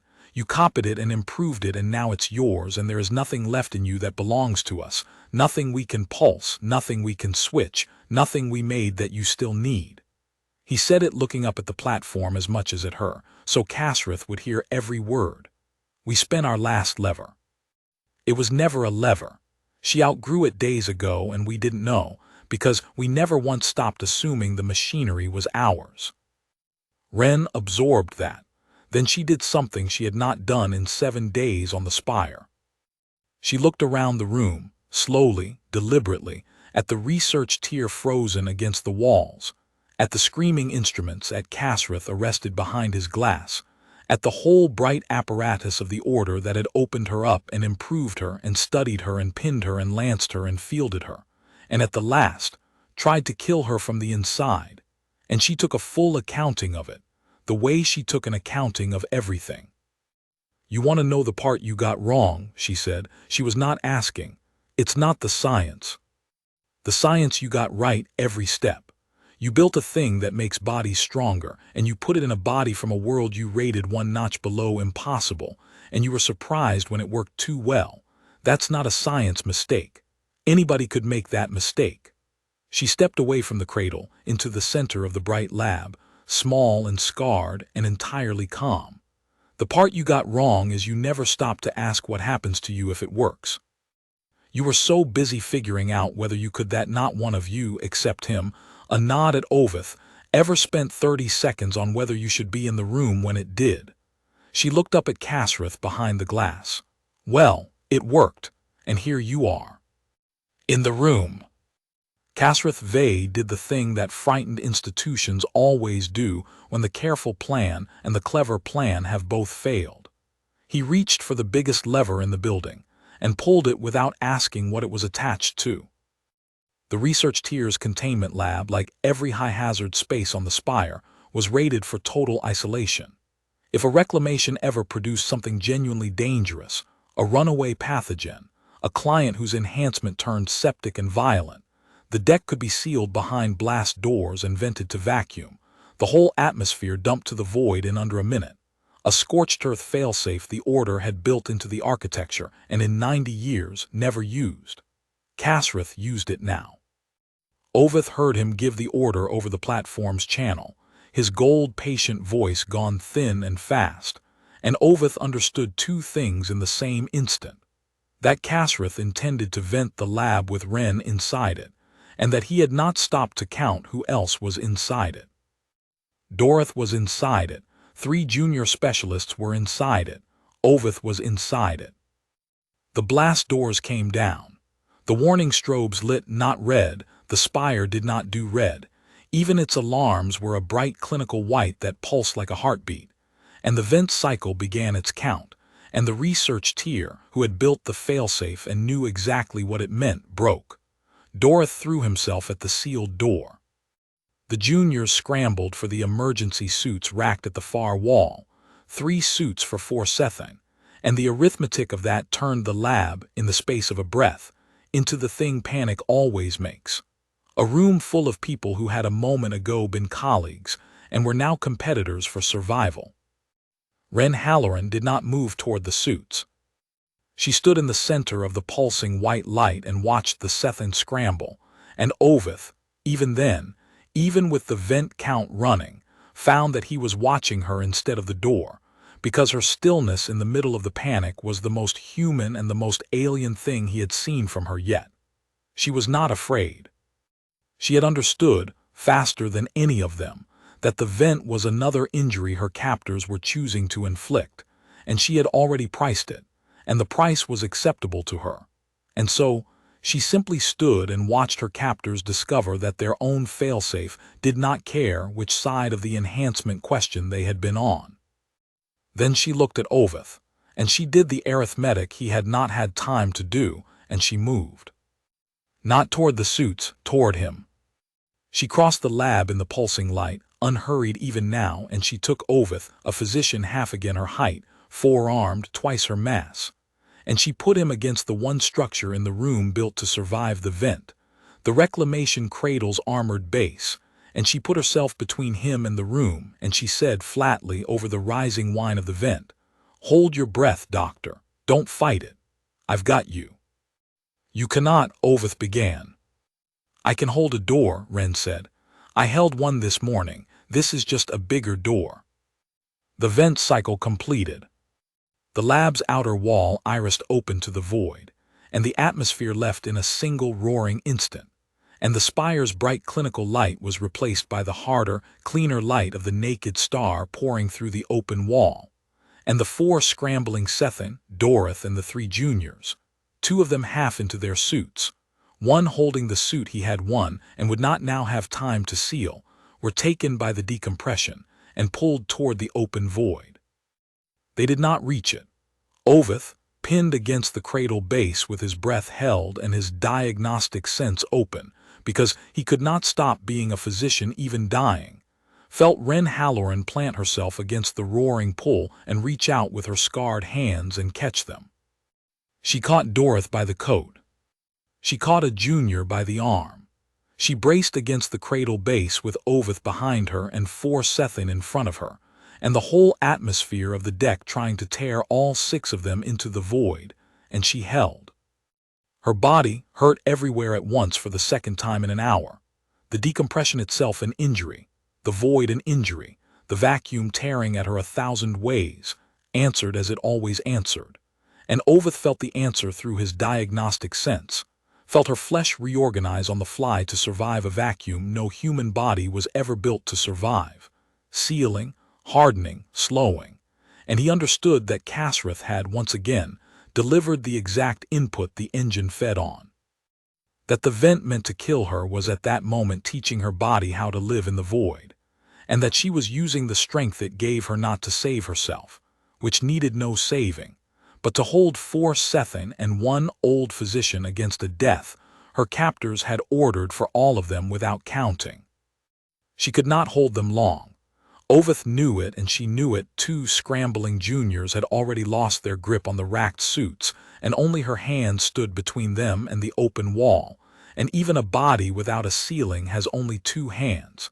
He felt her make the calculation. He felt her decide. She got them to the cradle. One at a time, against the roaring pull, she pulled each Sethin hand over hand to the armored base, and set them behind it in the lee of the vent. In the small pocket of dead air the cradle's bulk still held, and she did it with an economy of motion that was almost unbearable to watch. No wasted effort, no drama, a working diver moving cargo in a hard current, until all 4 of the panicking specialists and the old physician were gathered behind the one structure in the room that would not be torn away. And she was the last thing between the huddle and the void, her scarred hands locked on the cradle base, her small body flat against the roaring pull, holding. The vent completed its cycle, the deck finished emptying. And in the sudden absolute silence of the airless lab, with the star pouring its hard, clean light through the open wall, Ren Halloran turned her head and looked back at the 5 Sethin she had just kept alive, and Oveth saw her face through the shimmer of his own held breath and the thin remaining air, and it was calm. It was completely calm. She had been vented into vacuum by the people studying her, and she had spent the ordeal saving 4 of them who, a minute earlier, had been climbing over each other to reach 3 suits, and her face registered none of it as anything but work that had needed doing. The emergency atmosphere flooded back. The spire's automatic systems, sensing the breach, sealed the outer wall and repressurized the deck, a standard protocol, the building saving itself even as the man who ran it tried to use it as a weapon. And air came roaring back into the lab, and the 5 Sethin took great heaving breaths of it, and Ren let go of the cradle base and stood up, unhurried, in the returning air and the fading white strobe. Dorith was on the floor, one suit arm still tangled around him, staring up at the small human who had just saved his life inside the same hour she had watched him try to end hers. "You held the door," he said. "It came out cracked. For us. After we." "It's not you that hurts people," Ren said. She said it the way she had said it to the containment tier flat patient, a rule of physics she was tired of explaining. "It's the ones who hurt me. You were about to get killed by the same man who's been trying to kill me. That makes us the same thing right now, whether you like it or not." She looked up, through the sealed wall, in the direction of the platform where Kasrith had given the order and then, presumably, fled. "He vented this deck with 4 of his own people in it," she said. "He didn't count you. He never counted any of you. You built his failsafe and he pointed it at you the second I made him scared enough, and he didn't hesitate and he didn't count." She turned back to Dorith, and for the first time there was something in her flat voice that was almost, not quite, gentle. "You spent all week afraid of me. You had it backwards. I was never the one in this building who'd kill you without counting." She stepped over him, unhurried, and crossed to the sealed blast door, and put one scarred hand against it, flat, taking a reading of it the way she took a reading of everything. And Oveth, still catching his breath against the cradle base, watched the strongest creature in the galaxy stand at a door built to hold anything, and understood that it would not hold her, and understood that she had known all along it would not, and that she had waited a week inside their trap not because she could not leave, but because leaving had not yet become the thing she needed to do. It had become that thing now. Doctor, Wren said without turning around. You've been right about everything since the first morning, so be right about one more. When I open this door, and I'm going to open this door, what's on the other side of it between me and a ship? Because I'm leaving. I've decided.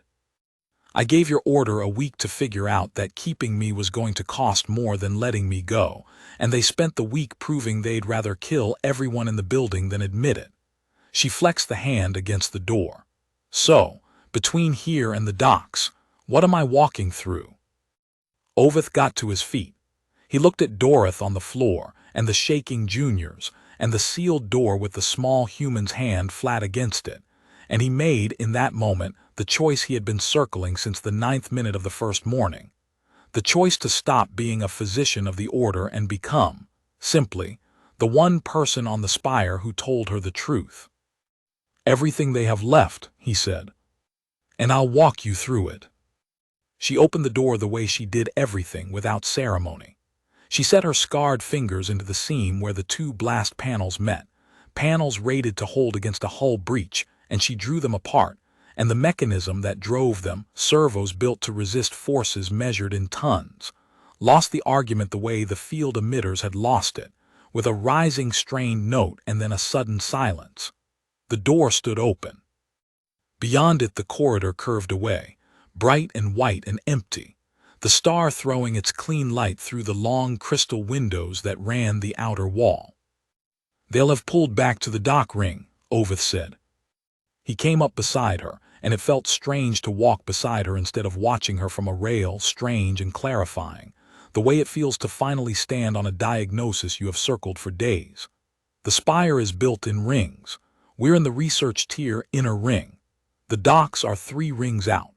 Between here and there, Kasrith will have put everything he has left because he cannot afford for you to reach a ship. A discovery that stays on the spire is still an asset. A discovery that leaves is a catastrophe. He will have to explain to the Order's High Council. So he'd rather I die here than leave alive. He would rather anything than explain, Oveth said. That is the whole of him. That is the whole of the Order at the top. Explaining is the thing they fear more than any death. Wren nodded slowly, filing it. Good to know what a man's afraid of, she said. Tells you what he'll do. She started down the corridor, and Oveth went with her, and behind them Dorothy and the shaken juniors did not follow, which was its own answer to a question no one had asked. The first line was at the second ring. They had barricaded the ring junction, a proper barricade this time, not the containment tier with their lances but the Order's true enforcement arm, the security the spire kept for pirates and boarding actions. A dozen of them behind hard cover with directed energy weapons that could open a hull. And in front of the barricade, Oveth saw with a cold drop of his stomach, they had not put Sethin. They had put the contractors. He knew them by their armor before he knew them by their eyes, the scaled, close-fitted plate of a mercenary house the spire kept on retainer for the work the Order did not want on its own hands, and above the plate the eyes themselves, the flat yellow glow of a species Oveth had encountered only twice in his career and had hoped never to encounter a third time. The Vuric. Killers by trade and by breeding, a people who had turned the taking of life into a profession and a pride, and who did not panic, and who did not underestimate, and who had been hired precisely because they were the one thing on the spire that would not freeze the way the containment tier had frozen. Their leader stepped out from the barricade. She was tall even for a Vuric, her plate scarred with the marks of a long trade, and her yellow eyes found Wren and did not widen, did not click, did not do any of the things the Sethin had done. They simply took her measure, the way a professional takes the measure of a job. Small, the Vuric said through her collar. There was no mockery in it, it was an assessment. They told us small, they didn't tell us why small was the problem. She rolled her weapon in her hands, not raising it yet. I've read the deck logs on the way in, human. I know what you did to the containment tier and the field and the vent. I know hurting you is feeding you. My crew knows it too, so we're not going to hurt you. She smiled, and a Vuric smile is a hard thing to look at. We're going to hold you. No wounds, no blood, just weight and time. There are 12 of us and one of you, and we don't get tired and we don't get scared and we don't need to hurt you to stop you. We just need to not let go. It was, Oveth thought, the first genuinely intelligent plan anyone on the spire had produced in 7 days. The Vuric had listened. They had understood the mechanism where the Order had not, and they had reasoned their way to the one approach that did not feed the engine: overwhelming restraint without injury, a dozen killers who would pile onto her and simply hold, adding no wound for her to answer, waiting her out with a patience that matched her own. Wren stopped in the middle of the bright corridor and looked at the Vuric leader for a long moment, and Oveth watched her price this wreck too, and watched her find its edge, and the edge she found was not the one he expected. "That's the first smart thing anyone said to me all week," Wren told the Vuric. "You're right, hurting me makes it worse. Holding me without hurting me, that could actually work if you could do it." She tilted her head.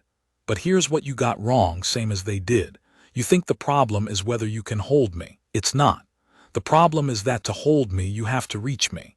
And to reach me, you have to cross 40 feet of corridor, and I don't have to let you do it without hurting yourselves." She flexed her scarred hands loosely at her sides. "I'm not going to hit you. I've told everyone in this building the same thing and none of them listened, so I'll tell you and you can be the ones who did.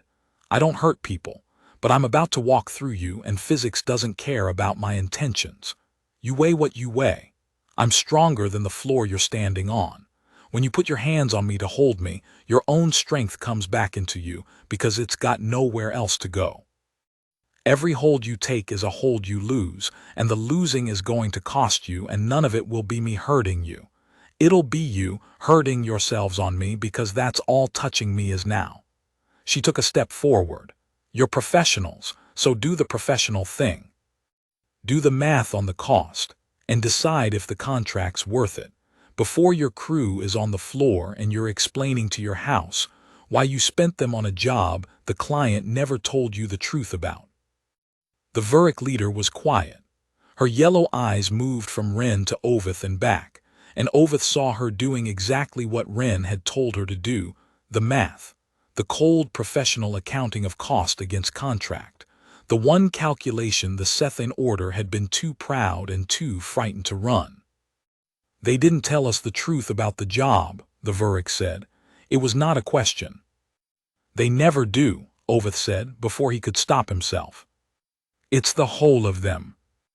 The Vuric leader looked at him, the old Sethian physician standing beside the human he was meant to be helping cage, and something passed across her scarred face that might, on a less lethal species, have been respect. Then she looked back at Wren, and she made her decision, and it was the decision of a professional and not a zealot, which was the difference between the Vuric and the Order, and Oveth would think later, the only reason anyone in that corridor survived the next minute. "Hold your positions," the Vuric told her crew. "Weapons down, let her pass." "The contract," one of them began. "The contract was to hold a small sick human for a medical order that lied to us about what she is." The leader lowered her own weapon. "I've held a lot of things for a lot of liars. I've never held a thing that vented a deck to kill it and it walked out carrying the men who pulled the lever. That's not a job. That's a debt somebody's going to owe, and I'm not going to be standing in the doorway when it comes due." She stepped aside. Her crew, watching her, stepped aside with her, 12 killers opening a lane down the middle of the bright corridor, and the yellow eyes tracked Wren Halloran as she walked through them. Not one hand rising, not one weapon lifting, the most dangerous crew on the spire choosing, coldly and professionally, to be the ones who did the math in time. "Human," the Vuric leader said as Wren passed her. "The ones who hired us, they've got a cutter on the dock ring. Came in this morning to collect you, a buyer, out past the third ring, waiting for the order to hand you over sold and sedated. They don't know the deal's off. They don't know any of what happened down here." The yellow eyes glinted. "You wanted to know what's between you and a ship. That's your ship. They brought it here to carry you away in chains. Seems a waste to let them keep it." Wren stopped. She looked at the Vuric, and for the first time in 7 days, something crossed her flat face that was almost warmth, not gratitude. She did not deal in gratitude, but the clean recognition of one hard professional for another. "You're all right," Wren said. "For a killer." "So are you," said the Vuric. "For a sick girl they said was small." And she watched the human walk on toward the dock ring, toward the cutter that had come to carry her away in chains. And she did not follow, and she did not warn the buyer. And Oveth understood that the Vuric, alone among everyone the Order had thrown into the human's path, had grasped the whole shape of the thing on the first read, and had decided coldly that the winning move was to get out of its way and let it walk to the people who still thought they were buying a weapon. The dock ring was the brightest place on the spire. It was where clients arrived and departed, where the Order wanted its best face on, and so the crystal here was thinnest and widest, a long curving gallery of light with the planet turning huge and blue-white below, and the star throwing its clean fire across a row of berth ships. The cutter sat in the third berth, a lean-armed thing, gray and unmarked in the way that expensive violence is always unmarked, and at its ramp waited the buyer's party, and Oveth read them at a glance and felt the last of his hope for a quiet resolution go cold. They were Armshouse. Not mercenaries like the Vuric, who sold their bodies. These were the ones who bought bodies, a factor and his handlers from one of the great weapons concerns that trafficked in enhanced troops the way lesser merchants trafficked in ore. The factor was a slate-purple noble of a species Oveth knew by reputation, tall and unhurried and draped in the soft, expensive fabrics of someone who had never in his life been the one at risk, flanked by handlers with restraint rigs and a medical pod on a grav sled, the pod they had brought to carry their purchase away in, sedated and chained, exactly as the Vuric had said. They had come to collect a weapon. They had been told it would be asleep. The factor's people saw Wren first, and their confusion was almost comic. A small scarred human in a gray recovery suit, walking the dock gallery upright and awake beside an old Sethane physician, when their manifest promised a sedated asset delivered on a sled. And then, at the far end of the gallery, near the berth controls, Oveth saw Casrith Vey. The overseer had not fled after all. Or he had fled here, to the one place that still held the thing he wanted, which was the sale, the ledger closed, the catastrophe converted back into an asset, the explaining avoided. He stood at the berth controls with two of his aides, and his gold-lacquered composure was gone. Oveth could see even at distance the way his four hands worked, the way his jaw hinge had locked and would not release, and Oveth understood that Casrith had come to the docks to try, with everything left to him, to complete a transaction that had already died 2 decks below. "There she is," Casrith called down the gallery, and his voice had the terrible brightness of a man performing certainty he did not feel. "You see, factor awake mobile, no sedation required. A live demonstration. I told you the specimen exceeded the specifications. What you're looking at is the strongest infantry chassis your house will ever field. She walked through my entire security tier to reach this dock. Imagine her under your command." The factor looked at Wren. Then he looked at Casrith. He had not become wealthy in the trade of dangerous bodies by being slow, and Oveth watched him read the gallery the way the Vuric had read the corridor. The awake specimen, the sweating overseer, the old physician who should have been on the Order's side and was standing on the humans', the total absence of the sedated compliant asset his contract had promised. "Overseer," the factor said, and his voice was very soft. "Why is she walking around?" "Because she is that robust." "Why is she walking around?"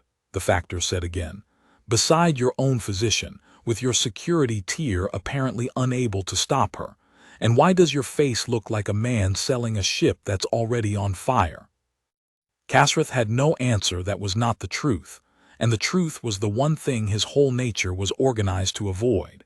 And so he did the thing that Oveth would testify to, later, as the single act that damned the Order beyond any defense.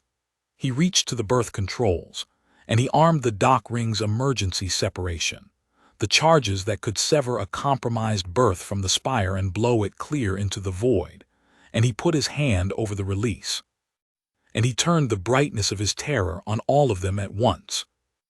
"No one leaves," Kasrith said. "Not the human, not you Factor, not your cutter. I have the separation armed. If this specimen boards any ship on this ring, I will blow the entire berth, the human, the ships, your crew, all of it into the void, and I will file it as a containment breach with no survivors, and there will be nothing to explain because there will be nothing left." His hand trembled over the release. "So the sale proceeds, now, on my terms.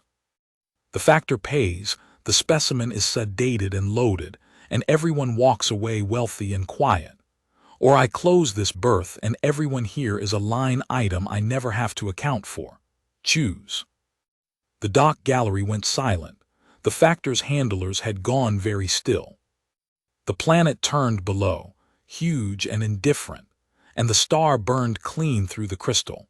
And Oveth looked at Kasrith Vey standing with his hand over the release, and understood that his order had produced at the end a man who would kill everyone in a room full of light rather than say the words "I was wrong." And then Ren Halloran started walking toward him. Not fast. She never did anything fast.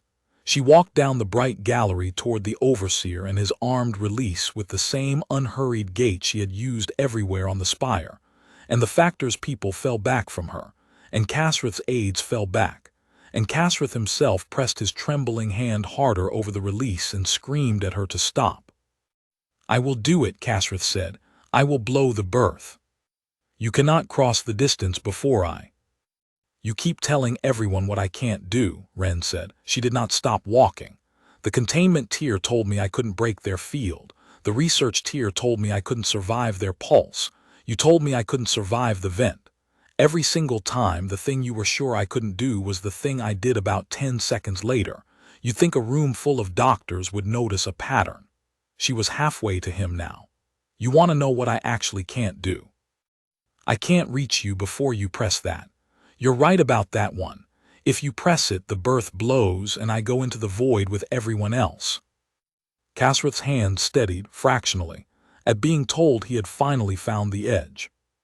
"But here's the part you're not thinking about because you never think about the part where it works," Ren said, and now, at last, she stopped, 10 feet from him, small and scarred and utterly calm in the brightest place on the spire.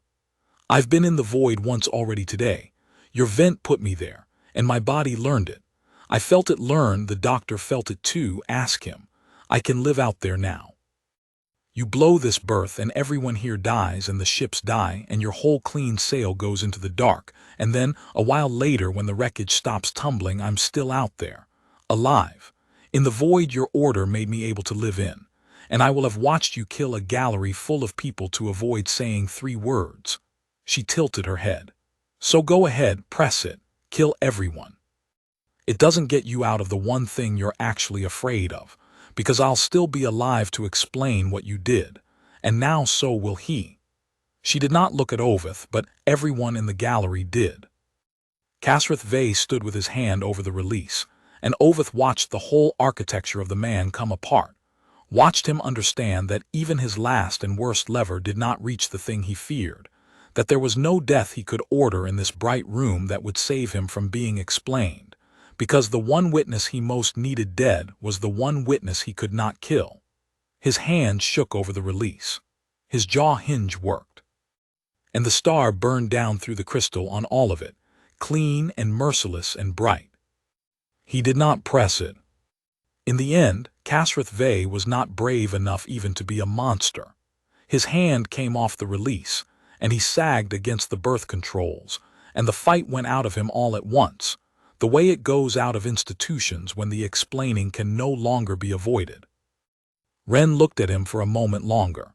Then she reached past him. He flinched from her as though from a live rail, and she disarmed the separation charges with a few flat movements, reading the panel the way she read everything, and she safed the berth, and she turned her back on the overseer of the Korovac's reclamation spire as though he were a tool she had finished with.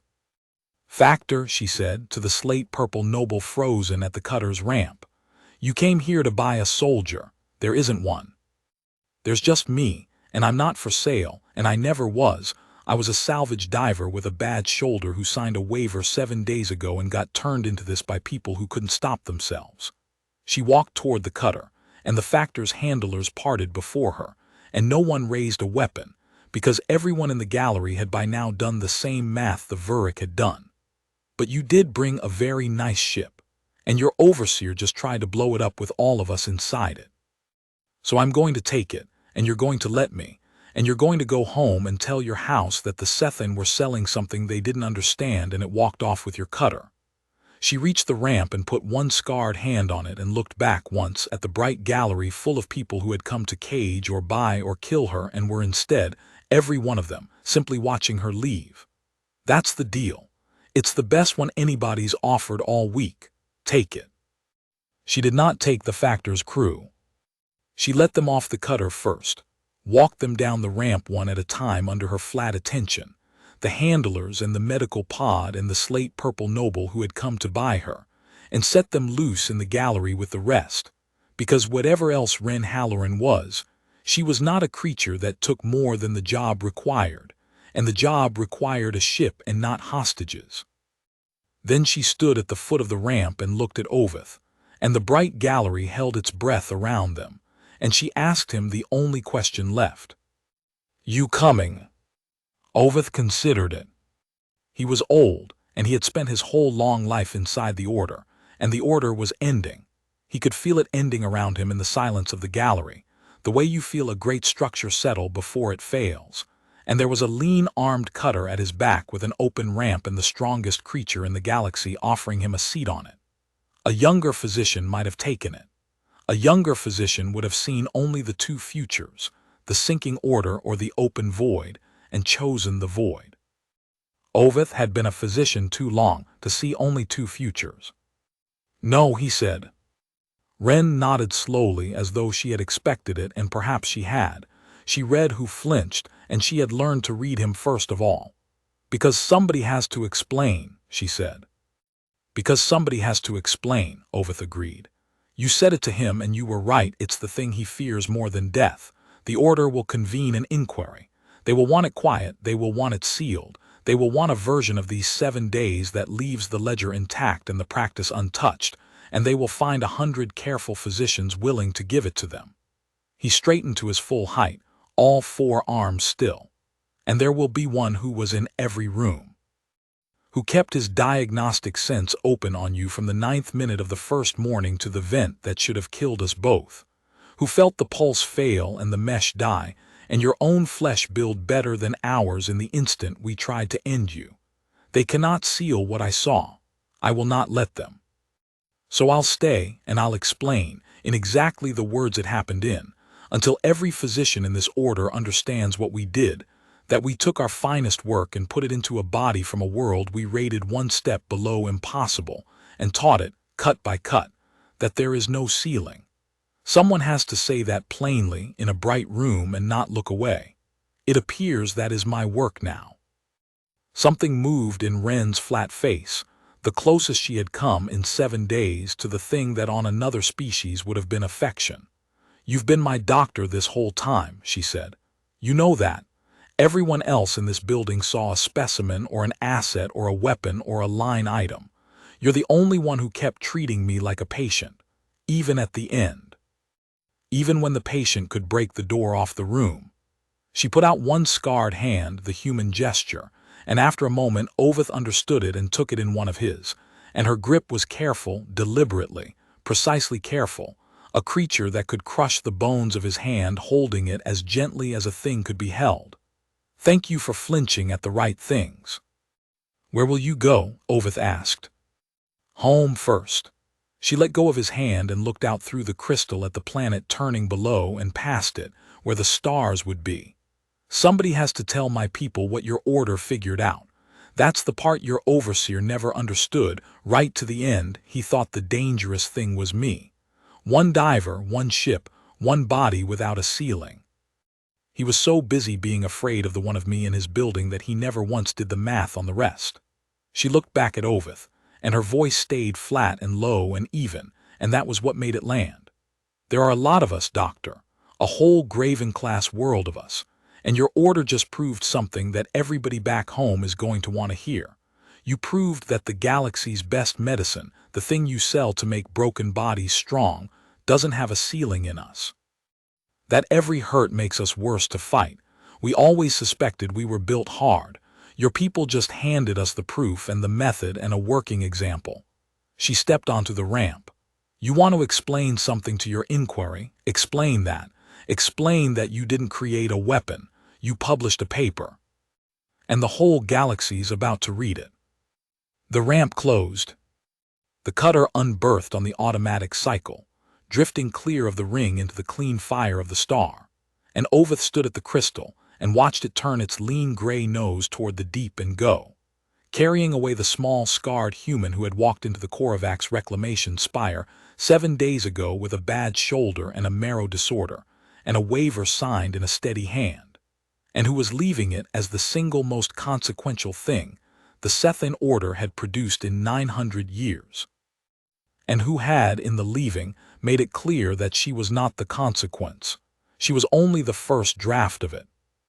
The inquiry convened within the day, exactly as Oveth had known it would, in the administrative dome at the top of the spire where the star came hardest through the crystal. They tried to seal it. Of course they tried to seal it. The High Council of the Order sent a delegation, 3 of the oldest reconstructor primes and a clerk of the ledger, and they arrived with the version already written. A containment breach, an anomalous specimen, a regrettable loss of the research tier's data, an overseer who had acted within his authority under impossible pressure. They wanted the 7 days folded into 4 sentences, and the 4 sentences filed somewhere no client would ever read them, and they wanted Oveth, the ranking physician who had been present throughout, to sign the folding. Oveth did not sign it. He stood in the bright dome in front of the oldest members of his order, and he explained, in exactly the words it had happened in, from the 9th minute of the first morning to the closing of the cutter's ramp. He explained the governor that held and the tissue that ignored it. He explained the calibrated cut and the wave of adaptation rolling out from it. He explained the field and the lance and the vent, and the 4 specialists she had carried out of the void that Kasrith had ordered them into. He explained the pulse. He made them sit through the pulse, made them hear how their own final solution had delivered the largest injury of all to the one body in the galaxy that fed on injury, and how her flesh had answered it before the mesh had finished dying, and how, when the smoke of it cleared, there was nothing left of Sethian machinery in her at all, only her own, better than theirs, native and self-sustaining and beyond any lever they would ever hold. And then he explained the part they least wanted to hear, which was the part that mattered. You are going to want to record this as an accident, Oveth told the High Council, a freak interaction, a specimen that should never have been reclaimed, a mechanism we could not have foreseen. And every word of that is a lie, and I will not let you file it, because the lie is the thing that will kill us. He looked at them, the oldest and most certain minds in the order, and he did not soften it. We foresaw nothing because we never asked the one question that mattered. We have spent 40 years selling strength to broken bodies, and we built our entire practice on a ceiling, 1.4, the safe number, the honest number, and we never once tested what that ceiling meant in a body that did not come from a soft world. We assumed the ceiling was ours to set. It was never ours to set. It was theirs. It was always going to be theirs in any species hard enough, and we found the hardest species in the catalog and put our lattice in one of them and acted surprised when she treated our limit as a door. He let the silence hold. She told me before she left that we didn't create a weapon. We published a paper. She was right. Every clinic in the galaxy runs on the same lattice. Every one of them will now be asked, sooner or later, by a human who has done the arithmetic, to make a broken body strong. And the ceiling will not hold because it was never real and now they know it. That is not an accident to be sealed. That is a finding to be published, before some other clinic learns it the way we did, one cut at a time in a bright room too late. They did not thank him for it. The High Council heard Oveth out to the end in the bright dome, and then they did what councils do with a truth that costs too much. They set it aside and dealt with the man who had spoken it. Casrith Vey was quietly relieved, not punished. The order did not punish. It simply removed and reassigned and let the removed understand they had ceased to exist in any way that mattered, and the official finding was drafted around Oveth rather than through him. Containment breach. Anomalous specimen. Regrettable but isolated. A footnote appended to the effect that reclamation of species rated above Tier 10 on the old ordnance scale was suspended pending review, which was as close as the order would come, in writing, to admitting what had happened, and which was itself a kind of confession if you knew how to read it, and no client would. They offered Oveth a choice, worded as a courtesy. He could sign the finding as drafted, retire with his standing intact and his text still taught to every junior in the order, and let the 7 days become 4 sentences in a sealed file. Or he could persist and be recorded as an unreliable witness, his judgment compromised by the stress of the event, his long career reinterpreted in the soft language the order used to erase the inconvenient. Oveth did not sign it. He was old, and the order was the whole of his life, and he weighed the 2 futures the way he had weighed the seat on the cutter, and he found, again, that a physician who had spent 30 years unable to lie to the bodies he cut into could not begin now, at the end, to lie to the order about what those bodies were. So he did the thing that finished him, and he did it coldly, without heat, the way she would have done it. He took the whole of it, his notes, his readings, the diagnostic record he had kept open from the 9th minute to the closing of the ramp, the felt topography of a body that had built better than the Sethin in the instant they tried to kill it, and he entered it, unsealed and complete, into the Concord's open medical registry, the shared archive that every clinic and every physician of every species could read. He published the paper the order most wanted buried. He published the sealing that was never real, the trigger that was injury, the mechanism that was native and self-sustaining and beyond any lever, and the classification of the world the specimen came from, and the plain cold finding that followed from all of it, that the safe sealing the Sethin had sold for 40 years did not exist in a body hard enough to refuse it, and that the galaxy had built its finest medicine on an assumption that a single salvage diver had walked through like a door. Then he waited to be cast out, and he was, and it cost him less than he had expected, because a man who has decided to tell the truth has already given up the thing the lie was protecting. The registry entry did not go quiet. Findings that cost nothing go quiet.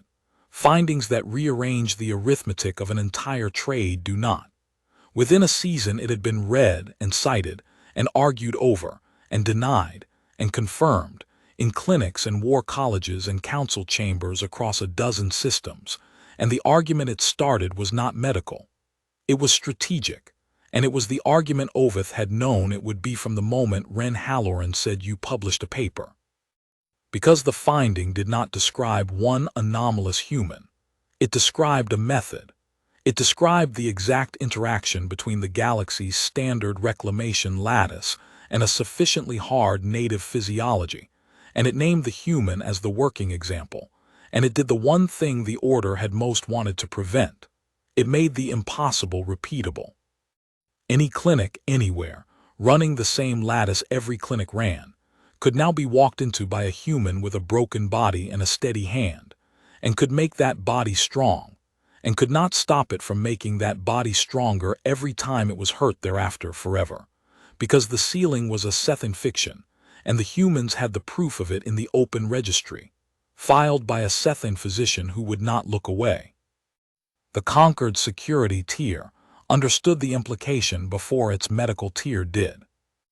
Oveth followed it from his exile, in the reports that a cast-out physician could still read, and he watched the dawning horror move through the institutions of the galaxy the same way it had moved through Bay 4 on the first morning, slowly, patiently, without a spike, water rising in a sealed hold.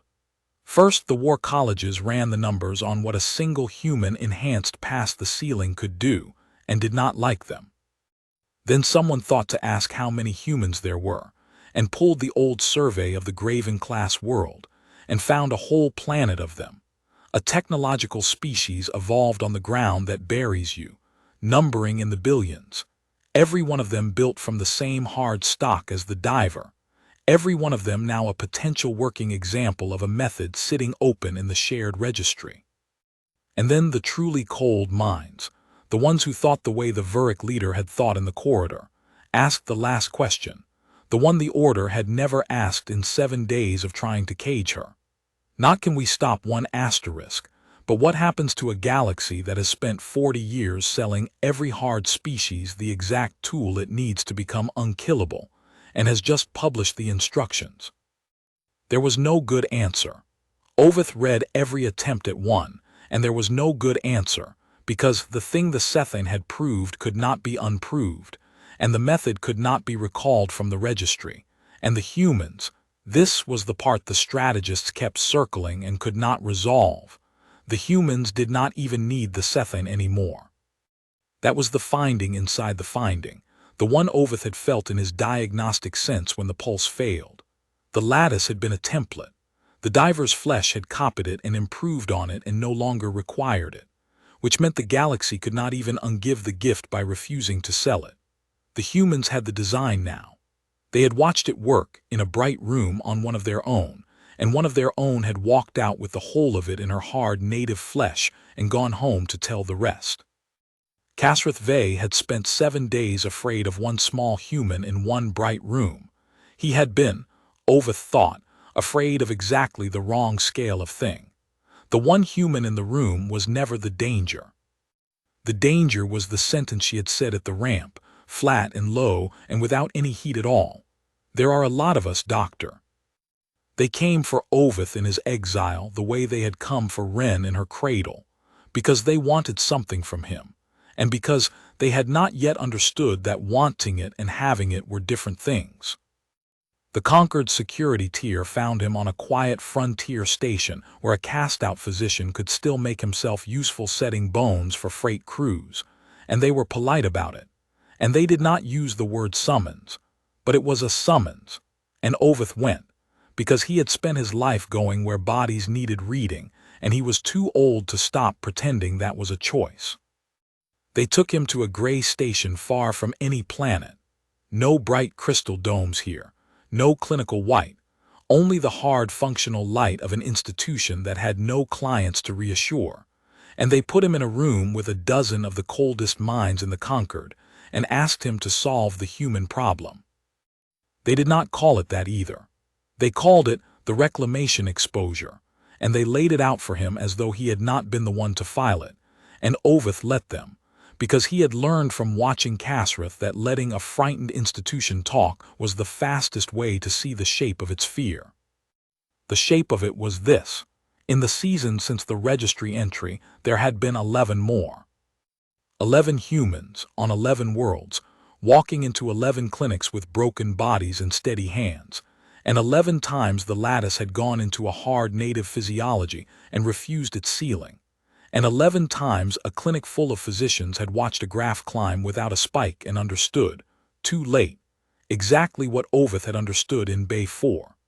Some of the clinics had panicked and tried to contain it and made it worse, precisely as the Spire had.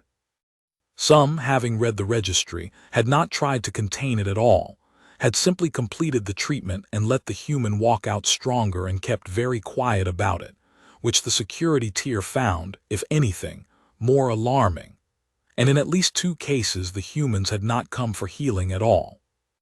They had come, having read the same open registry the strategists had read, understanding the method as well as anyone, and had submitted to the lattice on purpose, and had then gone looking for the injuries that would climb the graph, coldly, deliberately, the way a diver works a rich wreck. "We need to know how to stop it," said the ranking officer, a cephalopod-descended Conquered veteran with the mottled gray skin of her kind and none of the softness of the Order. "You were in the first room. You have advised on 4 of the 11. You understand this better than any living physician. Tell us the intervention, the counter, the thing we do to a human body to shut the mechanism off. There has to be one. There isn't one, Oveth said. There is always one. Every system has a failure mode. This one's failure mode is that you try to make it fail. Oveth folded his 4 hands on the gray table and looked at the coldest minds in the Concord and told them the truth in exactly the words it happened in, because it was the only thing he had left to offer and the only thing they least wanted to hear. You are asking me for a weapon against a thing that turns weapons into food. The mechanism responds to injury. Any injury. Chemical, kinetic, thermal, biological. It does not care about the vector. It cares only that harm was done, and it answers harm by building past it permanently. So your intervention, whatever you devise, will be an injury. And the human body will read it as an injury and answer it, and become stronger against precisely the intervention you devised forever, from the first time you use it. There is no counter you can deploy twice. The first deployment teaches the body the counter, and the body closes the door on it. You are not looking for a failure mode. You are looking for a way to fight a thing that is defined by the fact that fighting it is how it grows. And there isn't one, because the thing you are describing is not a flaw in the human body. It is the human body, working exactly as a Graven-class world built it to work, using a tool we handed it for free. The room was quiet. Oveth had seen the quiet before. It was the quiet of Bay 4 on the first morning, the quiet of professionals registering that the certainty on which their work rested had stopped being true. Then we prevent exposure, the officer said. We recall the lattice. Every clinic, every system, we take the tool away. You can't take it away. It's in the registry. I put it there. And it's in them. That's the part none of you have accepted. Oveth leaned forward. The lattice was never the source. It was a template. The first human copied it and improved it and no longer needed it, and she went home and told the rest, and the design is in their hands now, in their science, in their flesh. You could burn every lattice in the galaxy tomorrow and the humans would build their own better because they've seen it done. You are not trying to recall a product. You are trying to recall an idea from a species of billions that has already understood the idea better than the species that invented it. It's gone. It was gone the day she walked off that dock, and every season since has only been the galaxy slowly finding out. So there is no solution, the officer said, flatly, a professional pricing a wreck. There's one, Oveth said. You're not going to like it because it isn't a weapon and it isn't a counter and it doesn't let you win. It's the only one there is, and I've had a long time to find it, and I've looked at every other door and they're all walls. He spread his 4 hands on the gray table. Stop hurting them. The officer's skin shifted, a ripple of something that was not quite contempt. That's not a strategy. It's the only strategy the mechanism allows, Oveth said. The engine runs on injury. It has no other fuel. A human left unhurt stays exactly as strong as they are and no stronger. The graph plateaus, I've seen it. It goes flat the moment there's nothing left to answer. The species is not aggressive by nature. The diver saved 4 of the men who tried to kill her on her way out of the building that made her. They do not climb unless they are struck. So the whole of your solution, the entire content of it is this: do not strike them. Do not send fleets to contain them. Do not devise interventions to shut them off. Every one of those is an injury, and every injury is a rung, and you will spend the next century climbing them up a ladder you built, exactly the way my order climbed the diver up hers, one clever solution at a time, each of which made her worse. He sat back. The galaxy has never once in its whole history chosen to leave a dangerous thing alone. That is the actual problem, not the humans, us. Our inability to stop reaching for the thing that grows when we grip it. My order could not stop. Kasrith could not stop even at the airlock. And I sat in a bright room for 7 days and watched the smartest institution I know feed a fire by trying to put it out. And I am telling you, in this gray room, that you will do the same, because it is what we are, and the humans have simply become the mirror that shows it to us. They reached for it. Of course they reached for it. Oveth had told them they would, and telling them made no difference, because the reaching was not a decision any of them made. It was the shape of what they were, the same shape that had built a ceiling and called it mercy, and never once asked whose mercy it was. The conquered tried a quarantine first, a cordon around the Graven-class world, a ring of cutters meant to keep the humans in and the lattice out. The humans read it correctly as an injury to the whole, a fleet of armed ships drawn around their sky, and they answered it the way the diver had answered the vent, not with a fleet of their own, which they did not have, but with something colder and more patient. They simply began, in ones and twos, to leave. A quarantine is a wall, and a wall is a thing to be worked, and a species that had spent a longer stretch than the conquered had existed learning. To survive the ground that buries you does not find a ring of cutters an especially hard wall.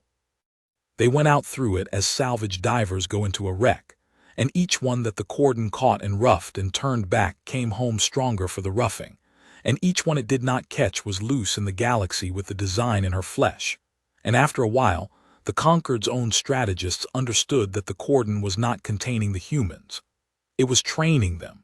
It was doing to a whole species what the spire had done to one diver, one injury at a time, and calling it security. They lifted the cordon in the 3rd year.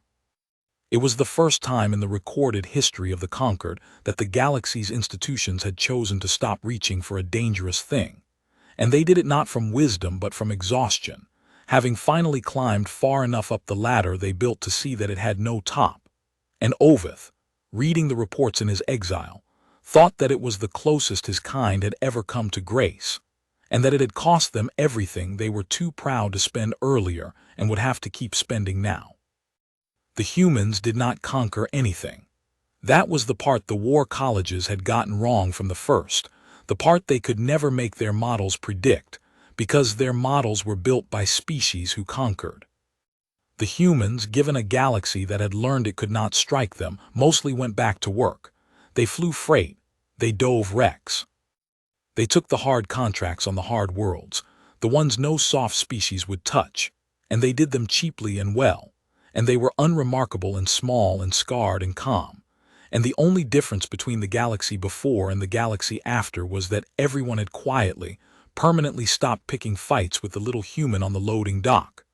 Because everyone had read the paper now, or heard of it, and everyone had done the math. And the math said the same thing in every language. Whatever you do to them, they keep it. Strike them and they answer once, cold and economical, and then they are stronger forever. And you have taught them the one thing you most needed them not to know. So no one struck them. And a galaxy that had spent its whole history unable to leave a dangerous thing alone learned at last to leave one alone, and hated that it had to, and did it anyway, because the alternative had walked out of a bright white room 7 years ago carrying the men who tried to kill it.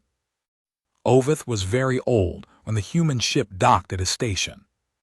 He had stopped setting bones by then. His hands had gone slow, the way Sethan hands go at the end, the fine work lost first. But he still kept the station's small infirmary, because a physician is a thing you are and not a thing you do. And so he was there when the freight crew came in with a crushed hand, a routine injury, a loading accident, the kind of thing that walked through his door a dozen times a season, and the crew was human, and the injured one was a young man, and Oveth looked at the crushed hand and then at the human's face, and saw that it was doing the thing he had not seen a face do in a long time. It was doing nothing. It was watching him with a plain, unhurried attention, entirely without fear. A small scarred creature entirely at ease in a stranger's infirmary with a ruined hand. "You want to set it," the young man said. "It'll heal wrong otherwise. Faster than you think, so set it now." "You've been reclaimed," Oveth said. "Whole crew has." The human said it the way you'd mentioned the weather. "Cheap clinic out on the rim.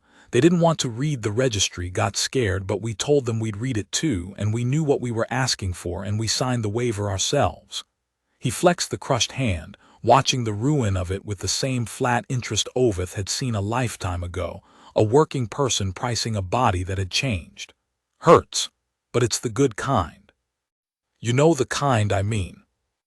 "I do," Oveth said and set the hand, and watched the young human bear it without a sound, and watched the graph he could no longer pull but no longer needed to, because he knew its shape, climb somewhere out of sight one more rung, one more permanent gain.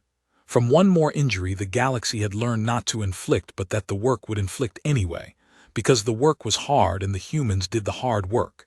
And a body that grows stronger from every hurt is, above all other things, a body built for a life of them.